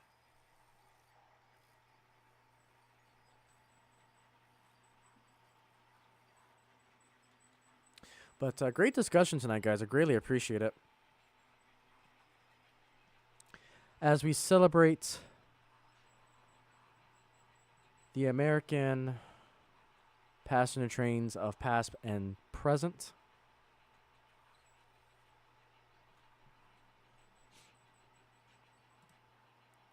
Let's do a little bit more rail fanning of the train here.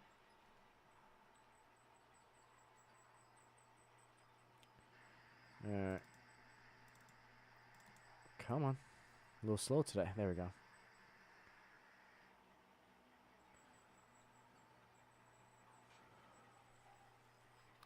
Alright, so we got those Rapido E8s. The Hiawatha. The UTA Frontrunner, Utah Transit Authority. We've got a Fantasy Scheme. Dale Earnhardt. We've got the Rio Grande. Got Union Pacific.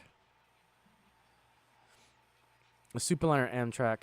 The Amfleet coach from Amtrak. Chicago Northwestern. Colorado Eagle from Mopac.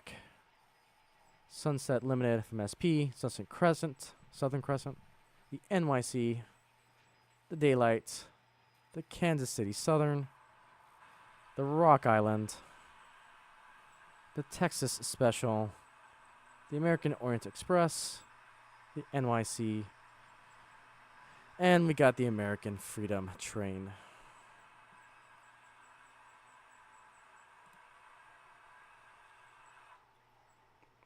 As we see the front end again going by our static display of famous trains that have pulled famous coaches. The Daylight in the back, the West Pacific F units, the 844 UP, and off camera the big boy.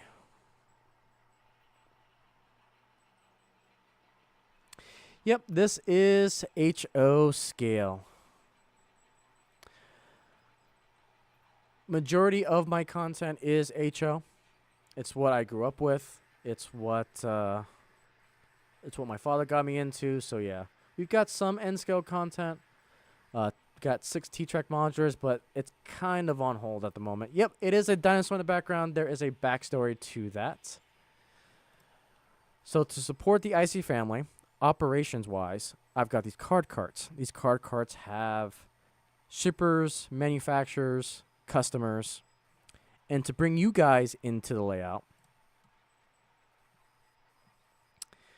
There is one particular. Let me see here. I know I have a better camera angle of this. I just gotta find it. Oh, probably I don't.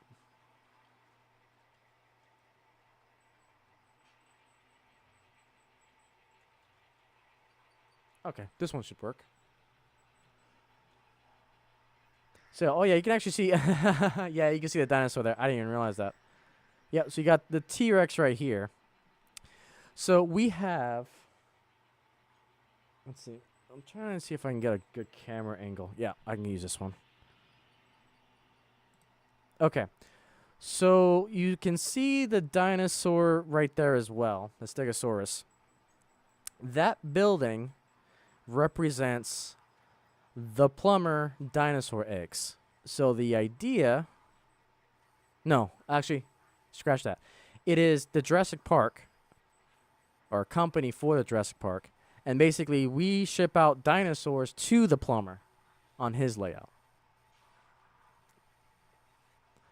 And I know he doesn't do content anymore on YouTube, but back in the day, he had a like Jurassic Park modular. So that was inspired by that we would ship out dinosaurs to the plumber.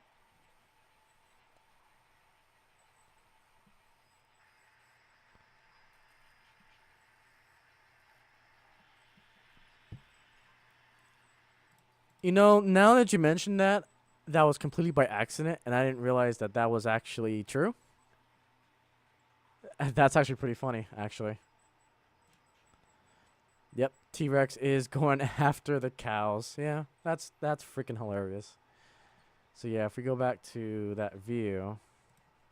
So yeah, there's the cows and then T-Rex going. That was completely by mistake. I moved the dinosaur just because I needed some space because I was working on a modular, and so I just moved them into that spot. Forgot to move them back, but that's absolutely hilarious. So I'm trying to remember. Let's see. That's this camera. Hang on. So if I remember correctly, it's been a hot minute. Your building is here, Real Fan K.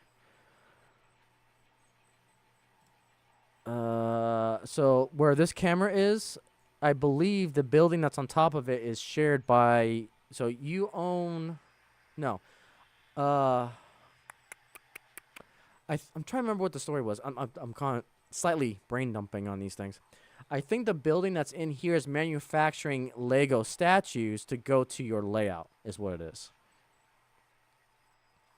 So this building manufactures the Lego statues, or aka Lego figures. So if you guys don't know, this is kind of an inside joke. Rafael K on his channel, he has what's called the Pop Culture Train, and he puts a lot of Lego figures inside his gondolas. So that's where that idea kind of came from. So we got the Lego Statue Factory along with the Daenerys Dragon Factory, where we ship out dragon eggs to Mom and Son Train Rail fans.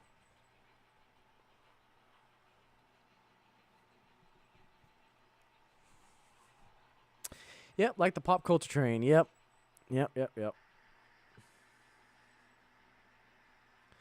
And then on the left-hand side is technically my team track, but right now I kind of have all my Mopac diesels on display. Just because it reminds me of what Mopac diesels I have in my collection. So that way I can keep track. So yeah, again, if you guys are new to the channel, let's go back to all the cameras here. Let me kind of talk about the layout. So I apologize, we do have some new faces. And I try to remind myself to talk about kind of the whole thing about this layout. Yeah, it's a fun train, especially take it to TTM. Okay, so let's talk about this layout. So it is an HO Freemo modular layout that goes around in circles. I'm the type of person that loves to rail fan, loves seeing trains go around in circles. So this layout is inspired. At least the standards are inspired by Freemo. The track work, the electrical work is all falls under the Freemo standards. So you can connect these to any other Fremo modular and it'll work just fine. The only thing that's different is the actual size of each of these modulars. Typically, they're about 26 by 26 roughly for a standard Fremo modular, which is huge. And you can kind of see off to the right there, you can see like a modular sitting upright. That's actually kind of the size of a normal Fremo modular. They're freaking huge. So actually, these modulars are actually 12 inches wide by typically 3 feet in length. Really small modulars. And it's been nicknamed mini Mo modulars because they're smaller. Most of these do have names. Us in the Fremo community love naming our modulars. So the one in front of me is, I believe it's called the Wave modular, because that's going to have some ocean and some scenic work on it. The one behind me is called Phoenix Point because that one's been resurrected from the dead. The one to my back right is Harbor Point. And then each of my main 45-degree radius turns that make up 2 modulars for one turn, I've got 6 of them. They are actually named after a person called David Wilding, and these modulars are actually the Wilding 6 for the 6 modulars. Eventually, there used to be 8 modulars, but 2 of them got damaged, got water damage, and they were non-repairable. So eventually I would like to complete the 8 to make the Wilding 8. But I bought it from another member when I was back in California. So that way I can have a layout. So like I said, I built that one. I built the one behind, or refurbished the one behind me. I refurbished Harbor Point. And then I've got 3 other modulars that are not on display currently. If you watch some of my older videos, I've got a series called the Dragon's Branch Line that has those modulars. And those names are, I've got Testing Range, I've got Memorial Pass, and I've got Beginner's Run. So those 3 modulars are going to make up what I'm going to call my Kirby Yard eventually in the future when I put a switch track on Harbor Point to go into the closet. And I'll bring up those 3 modulars.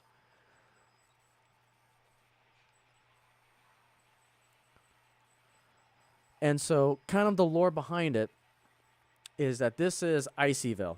Iceyville takes a lot of the day-to-day items that we see in prototypical railroading and we convert it into fantasy items. So for example, we've got the Mystic Railway, good old Mystic. And he's bringing in some mystic powder.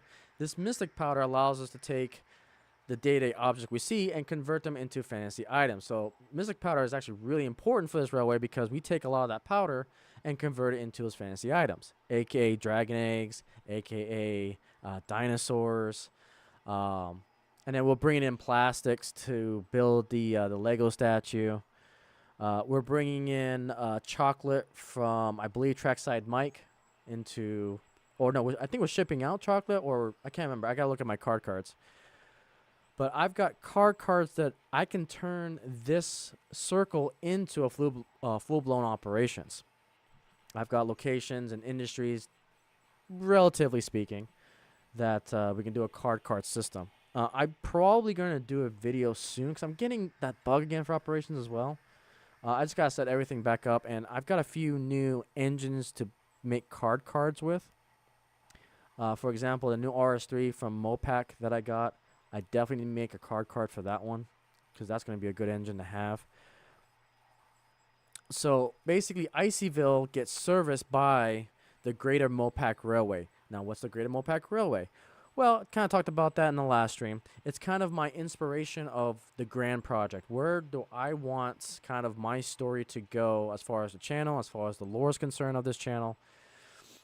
And that's where I'm kind of going to leave it. So well, I'll say one thing. The Greater Mopac Railway is basically what if the Mopac Railway survived in present day? What would it look like? So that's the name of the railroad. And Iceyville is just one of those cities that's being serviced by the Greater Mopac Railway. Now, I do have future ambitious goals to get, if I do have the opportunity to get a permanent layout, what would that permanent layout look like? And how will the lore kind of shape it? And that is part of my grand project series that I'm slowly working on. But I do have some other mega projects. I've got some scenery that I am working on behind the scenes that you guys haven't seen yet that I've got filmed. I don't know when that's going to come out because of time. I am starting to make some wood kits because I'm into that right now. So I've got my Hunterline stains that just came in. So a lot of little things I'm starting to dabble into that getting excited for. But yeah, for now, but this is what we have. This is our circular layout, the Icey Railway, aka Iceyville. A complete fantasy-based city, train sets, and all that. So that's a little bit of lore dump for this whole operation. And so I want to kind of share that journey. Like, here we go, just collecting Union Pacific. I went from collecting Union Pacific. I'm still kind of collect Union Pacific trains and anything from the fallen flags. It's just now I'm going to try to focus a little bit more into Missouri Pacific. All right, real fun. Can I take it easy? Yep, I know I'm getting late for those in the central U.S. as well as we approach the 10 o'clock time. Yep, and with a passenger train that takes up half the railroad. Yep. Well, this is a special. We got this special excursion train that's touring the U.S. and it's just making a stop in Iceyville.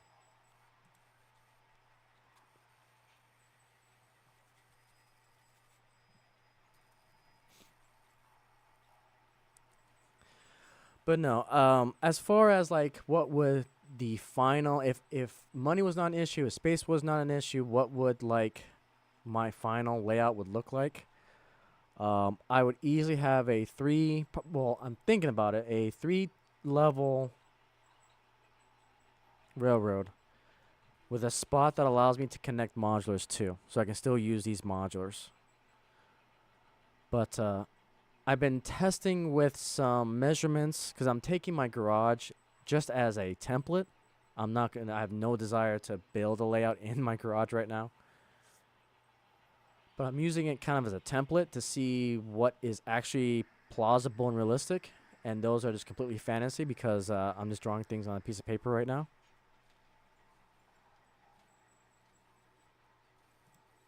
So yeah, we'll see. All right, guys. Give me 1 hot minute. We'll keep trains going around in circles here. We're gonna talk to Ferry real quick, and I will be right back.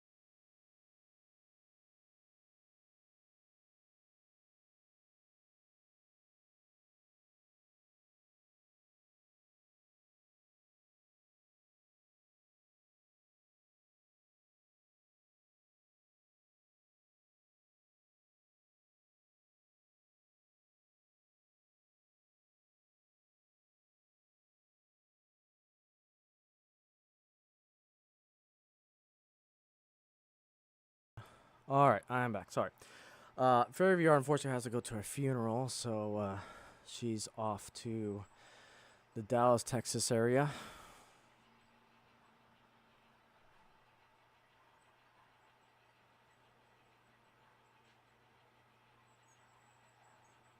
All right, let's see here. Okay, what do we got here?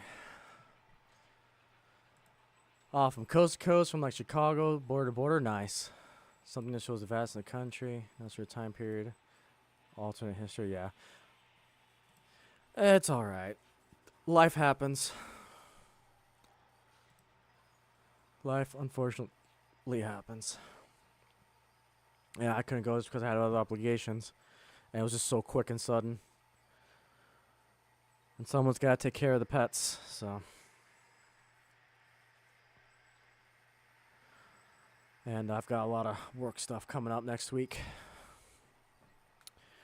Okay, let's see. So yeah, I think the way I imagine the layout would be is like one level would be 100% storage and yeah, a storage yard or staging yard, I should say. The second level will be a hybrid easy op / fun run and rail fanning. The third level will be a point to point with dedicated card operations. That's kind of how I envision the layout. But the biggest nail in the backside and the pain in my butt is what's the transition going to look like between the levels? Because if I go with a helix, I wouldn't be able... a helix still may be the way to go. Or maybe an elevator system. It's like I'm thinking about the elevator system more and more because I've got an idea for it. I just don't know how practical it could be.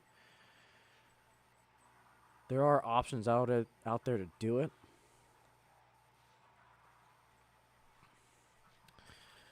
Let me see if I can actually show you guys what I'm talking. There's this awesome modular elevator.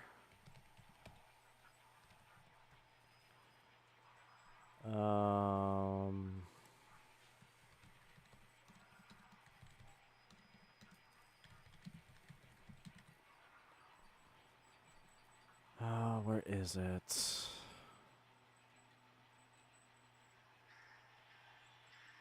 Oh no, it's a motorized. I think it's a motorized lift bridge.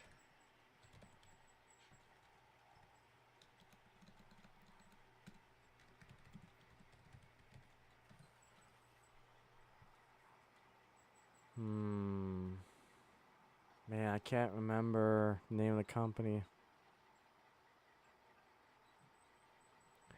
It's something benchwork. Model railroading benchwork. Maybe that'll get me what I want. For life of me, I can't remember the name of the company.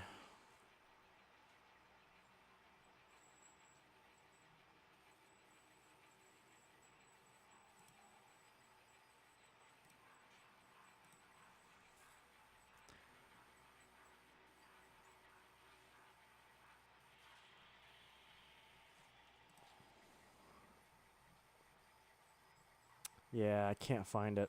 There's this one benchworking company that they've literally made a table with an elevator. So you don't have to like duck under or anything like that. It can be turned into a modular. And what I'm thinking for is using it to transfer from one platform to another. But I don't know. It's a tricky little thing. Because I don't know how the trains are going to work trying to go from staging to the rail fanning one. So, I don't know. It's still in the works. Larry, how are you? Welcome, welcome.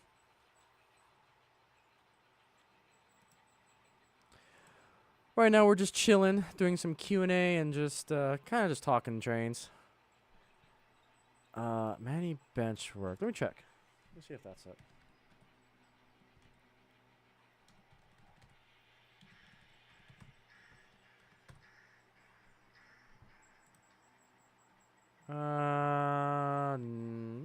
Maybe.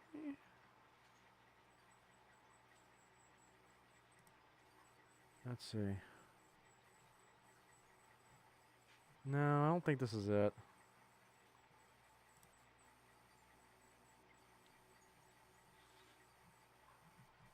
Oh man, that's gonna bug me. Where did I save that info? I have it saved somewhere.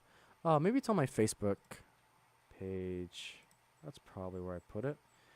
Let's go to saved items.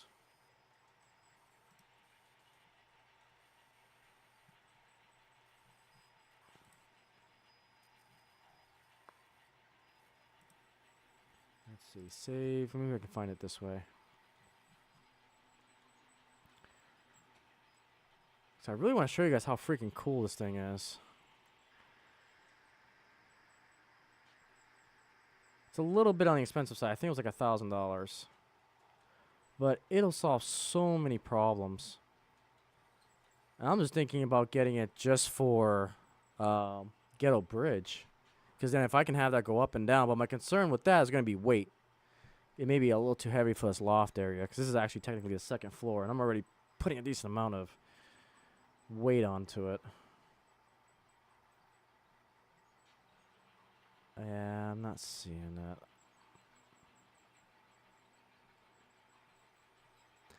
I'll have to dig a little bit deeper. I remember they were at Amherst, and I know they were at the Texas, or the NMRA convention last year.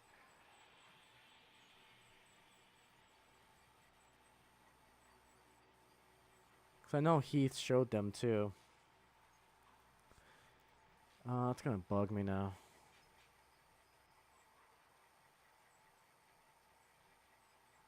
That's really going to bug me.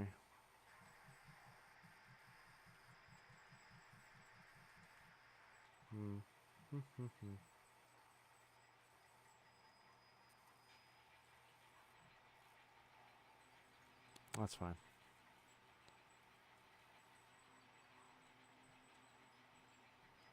If I find out, I'll probably show it in the next live stream.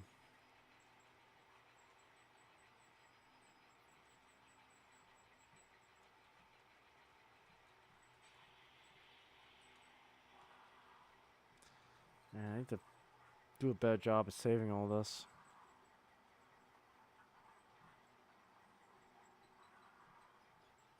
Okay. So I don't think I have it saved in my bookmarks, maybe.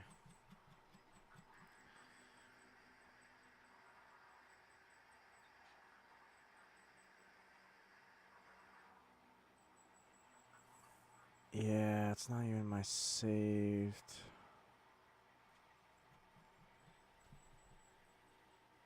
Check one more spot here.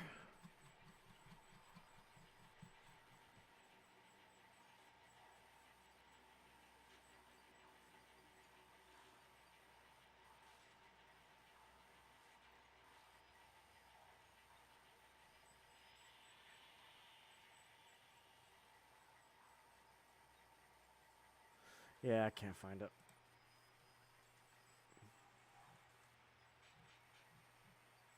That's fine. When I find it, I will find it.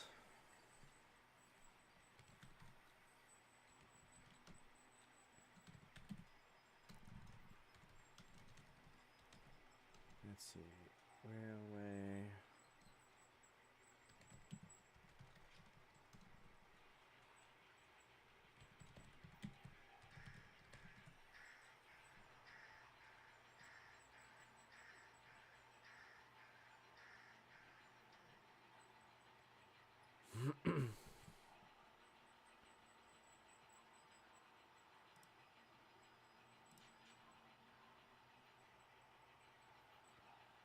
I don't think it was CMR, was it? Was it CMR? No, that's where I get my T-tracks, or one of the places that has T-tracks.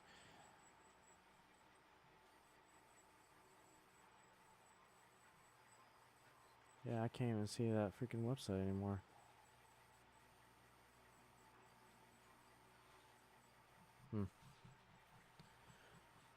Let's see, images.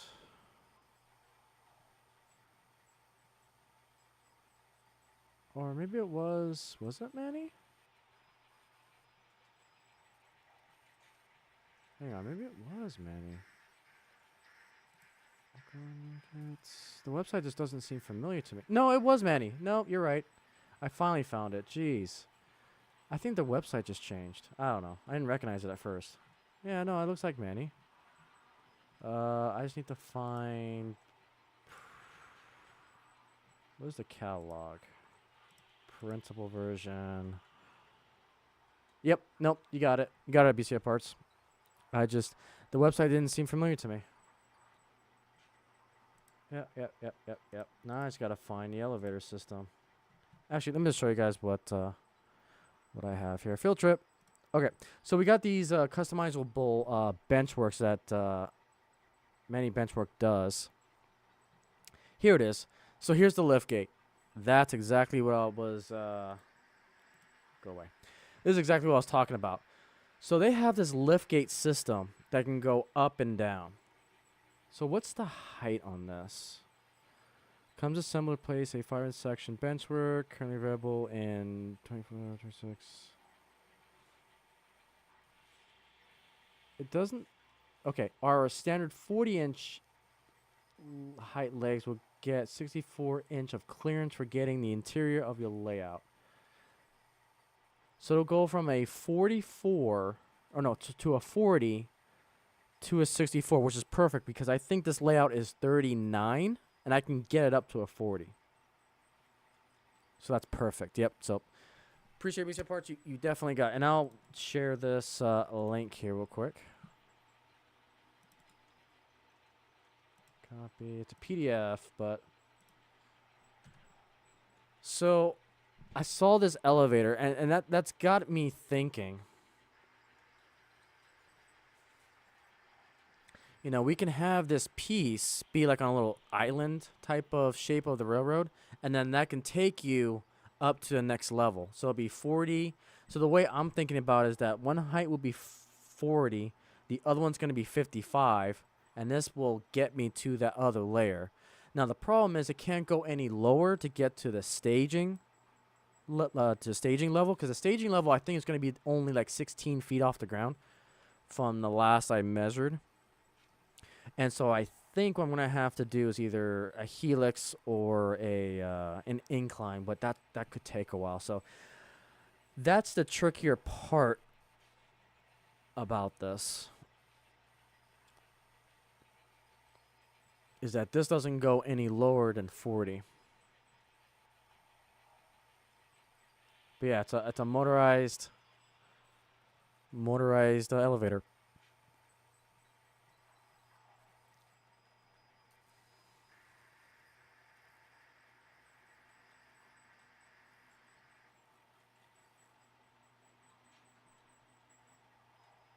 Oh, look at this. Oh no. Let's see, they include transfer table, your layout needs to be installed below grade. Huh. But yeah, I think this is a pretty nifty website. So if you're like me and are really lazy and don't want to do your own bench work, you know, just customize your own through these guys and IKEA your own. Because I think these come unassembled and you got to assemble everything together. But it's pretty radical. Like, they got, like, double-decker. See, they have this, like, double-decker layout that you can do. Right here. That's pretty cool. Because then imagine having, like, an HO scale down at the bottom, an N scale on the top, too. And you got, like, this double-decker layer here that you can do. These multi-decks.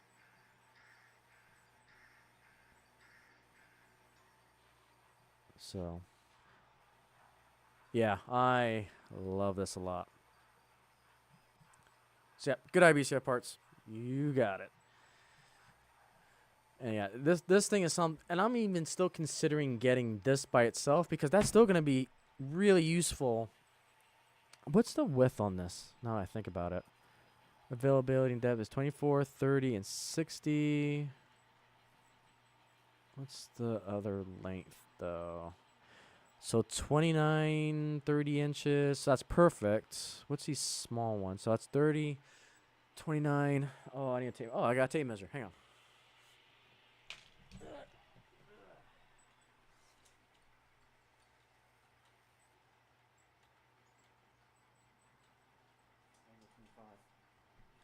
So I can go 35 inches in that spot. So I think if I can get one of these, I can literally put the bridge right where Ghetto Bridge is, and then we have a lift up and down.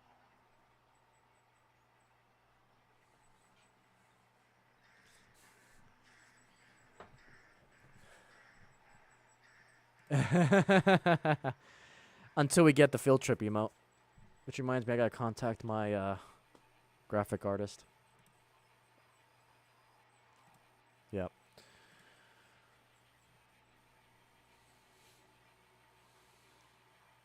Is the motor included? That's the other thing. I'm sure. I'll have to check, but yeah, I like this a lot.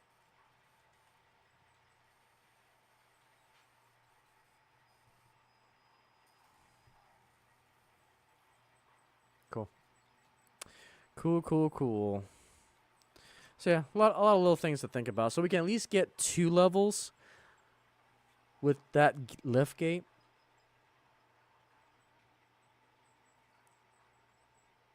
So we'll see. Yeah, it should be included. Yeah, because yeah, it's $1,000.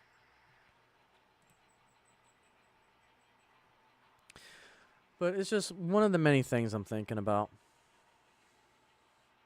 And then there are some days like no, just combine all 3 levels into one layout and just be smart about the space to get all the parts that you want. Like have that one main line, but then have like a branch line that goes point to point, where it doesn't interfere too much with the main line. So,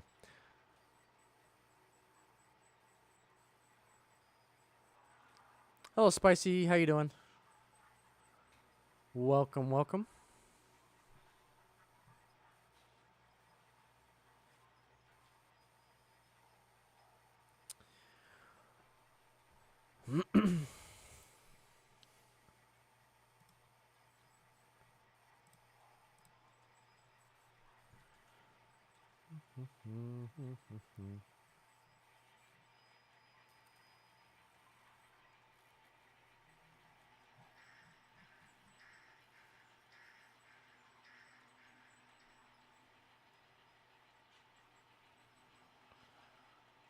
Let's see.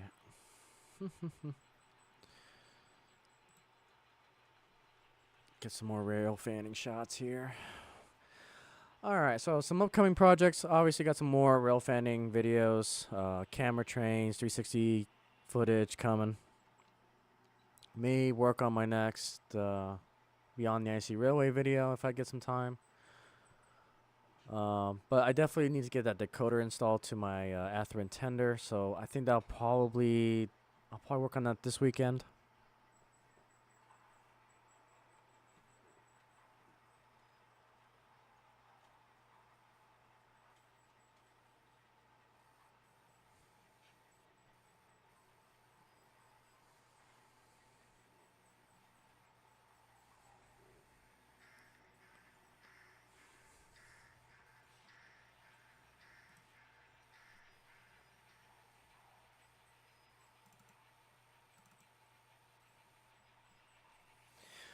But yeah, I don't know if I still am debating if I want to put a lift bridge, because again, that weight is something to really be cognizant of. So we'll see. We'll play it by ear. For now, let's continue the old school duck under.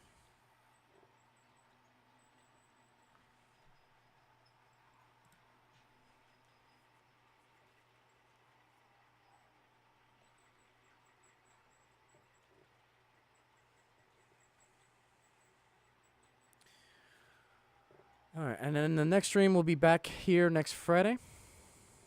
Same time, same place.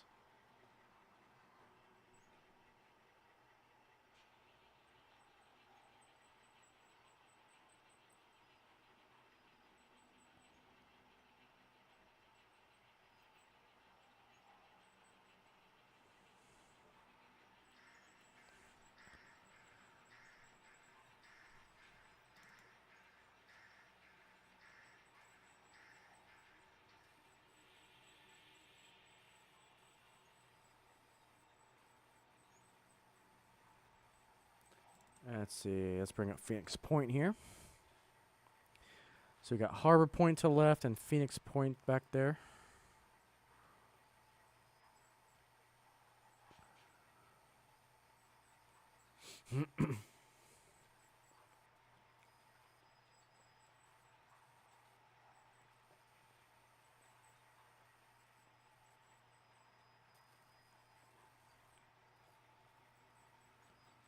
Yeah, this train is definitely something else. It's starting to really be special.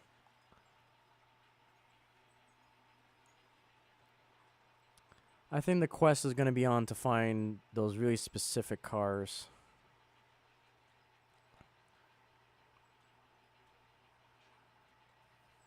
But we'll get there with time. I don't want to distract myself too much from the Greater Mopac Railway that I want to get working on.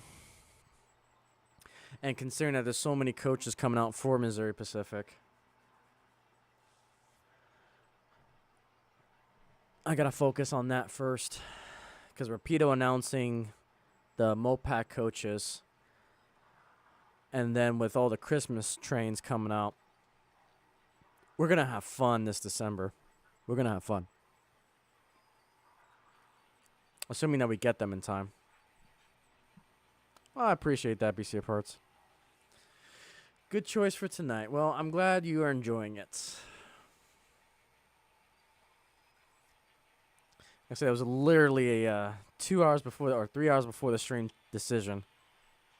So I'm scrambling to get all these cars and experiment with them to make sure they run. And some cars had to be taken off because they were giving me so many problems. But yeah, and like I said, there's a few new cars that are channel exclusive, or first debuts, I should say. Mainly the Riverossi Southern Pacific car is brand new. The Kansas City Southern car is brand new. I actually had that set for a while. I've got an 8-car Kansas City business train, but I don't have any engines for it. So I'm trying to figure out to get the right cars for it. But I've also got a new lore story for it. And I'm not... should I give that? I think I'll give that little teaser. I do have another plan for the KCS train that I have. And it kind of goes with the lore. So, in my previous streams, I mentioned that some lore that I'm building for this railway is that we're in an environment. No, I'll say it. We'll do a little bit of a lore drop. So I am planning to create what's called a Mega Class 1 railway. So the Greater Mopac Railway becomes a Mega Class 1 when they purchase CPKC. And I will leave it there.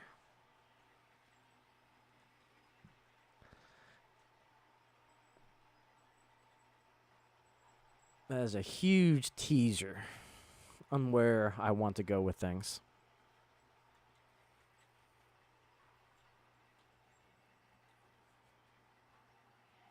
It also gives me an excuse to actually use this passenger train and a few other things. Because that Rapido Canadian Pacific steam engine, it's looking pretty good.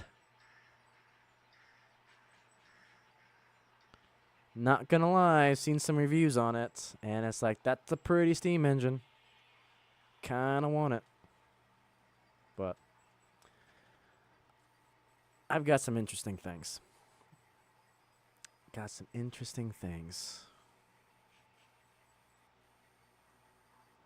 So yeah, the Greater Mopac becomes a Mega Class 1 railway.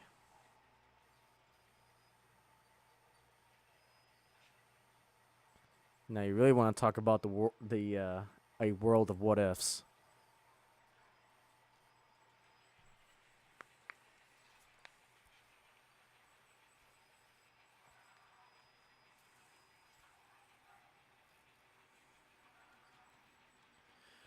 But yeah, I'm excited for where this is going. It's gonna be a long what if fantasy story.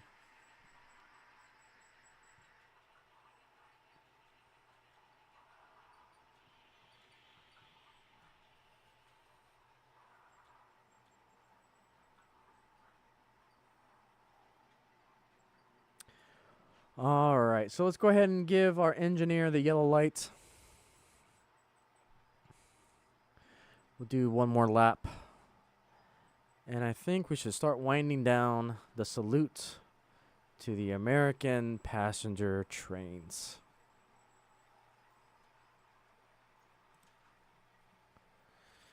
Closing in on 2.5 hours, which is pretty good.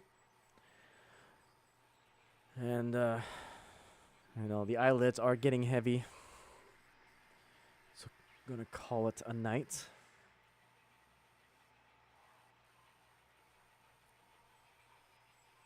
But yeah, we'll work on this train in the future. It's just the rest of this year, there's so many fantasy schemes coming out. A lot of, you know, we got the Atherin cars coming out. We got that Christmas 5-pack coming out from BLI. And then we got the Rapido Mopac passenger train coming out. I definitely want to take the opportunity and grab those cars. We start building up the Mopac fleet.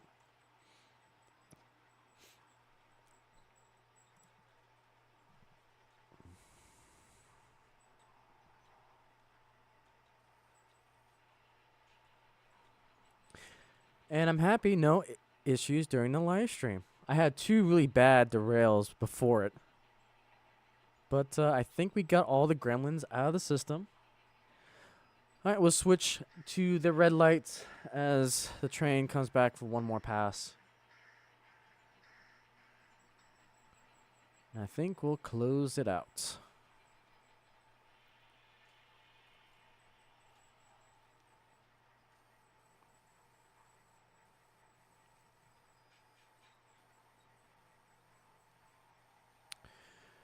Pretty cool. I mean, even with these coaches, it's just amazing just how many fallen flags there really are. Like, this is just a fraction of it. There's so much more out there.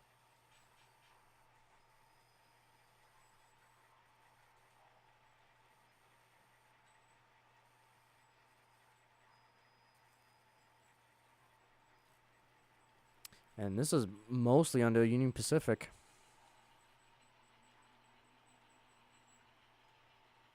Crazy. All right, so let's go ahead and go back to our showcase scene here. Go ahead and stop it there. All right, thank you, Chuck. Appreciate it. All right, guys. Well, thank you so much for the history lesson, for all the knowledge that you guys provide. Again, I definitely learned something new, and hopefully you guys enjoyed just a small snippet of our history when it comes to railroading. It's just amazing. You know, looking at all the different colors, looking at all the different railways. It's quite something, actually. So I definitely want to build upon this train. There's a lot of good history to learn, just a lot of good things to share about it. So with that, we'll be back next Friday, same time, 8 p.m. U.S. Central Time, and then, you know, whatever comes next. So we'll see. But with that, guys, thank you so much for hanging out with us, and have a great night. Yep, appreciate it.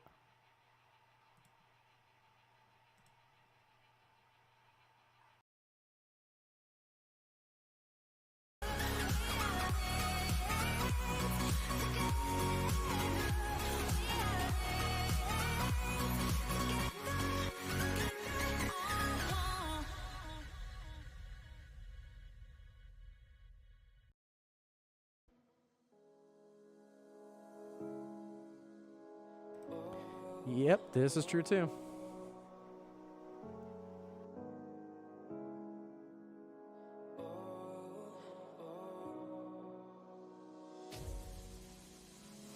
Let's take a journey somewhere far, you and I, let's get out this place.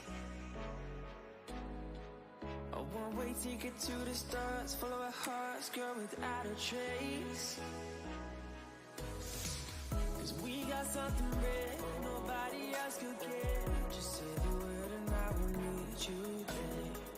I'll take you anywhere, hold your hand if you're scared. Cause baby, you know we're the perfect pair. And I won't give up, cause I need you here. I just want your love, I wanna keep you near. So take my hand and I'll guide the way. Just try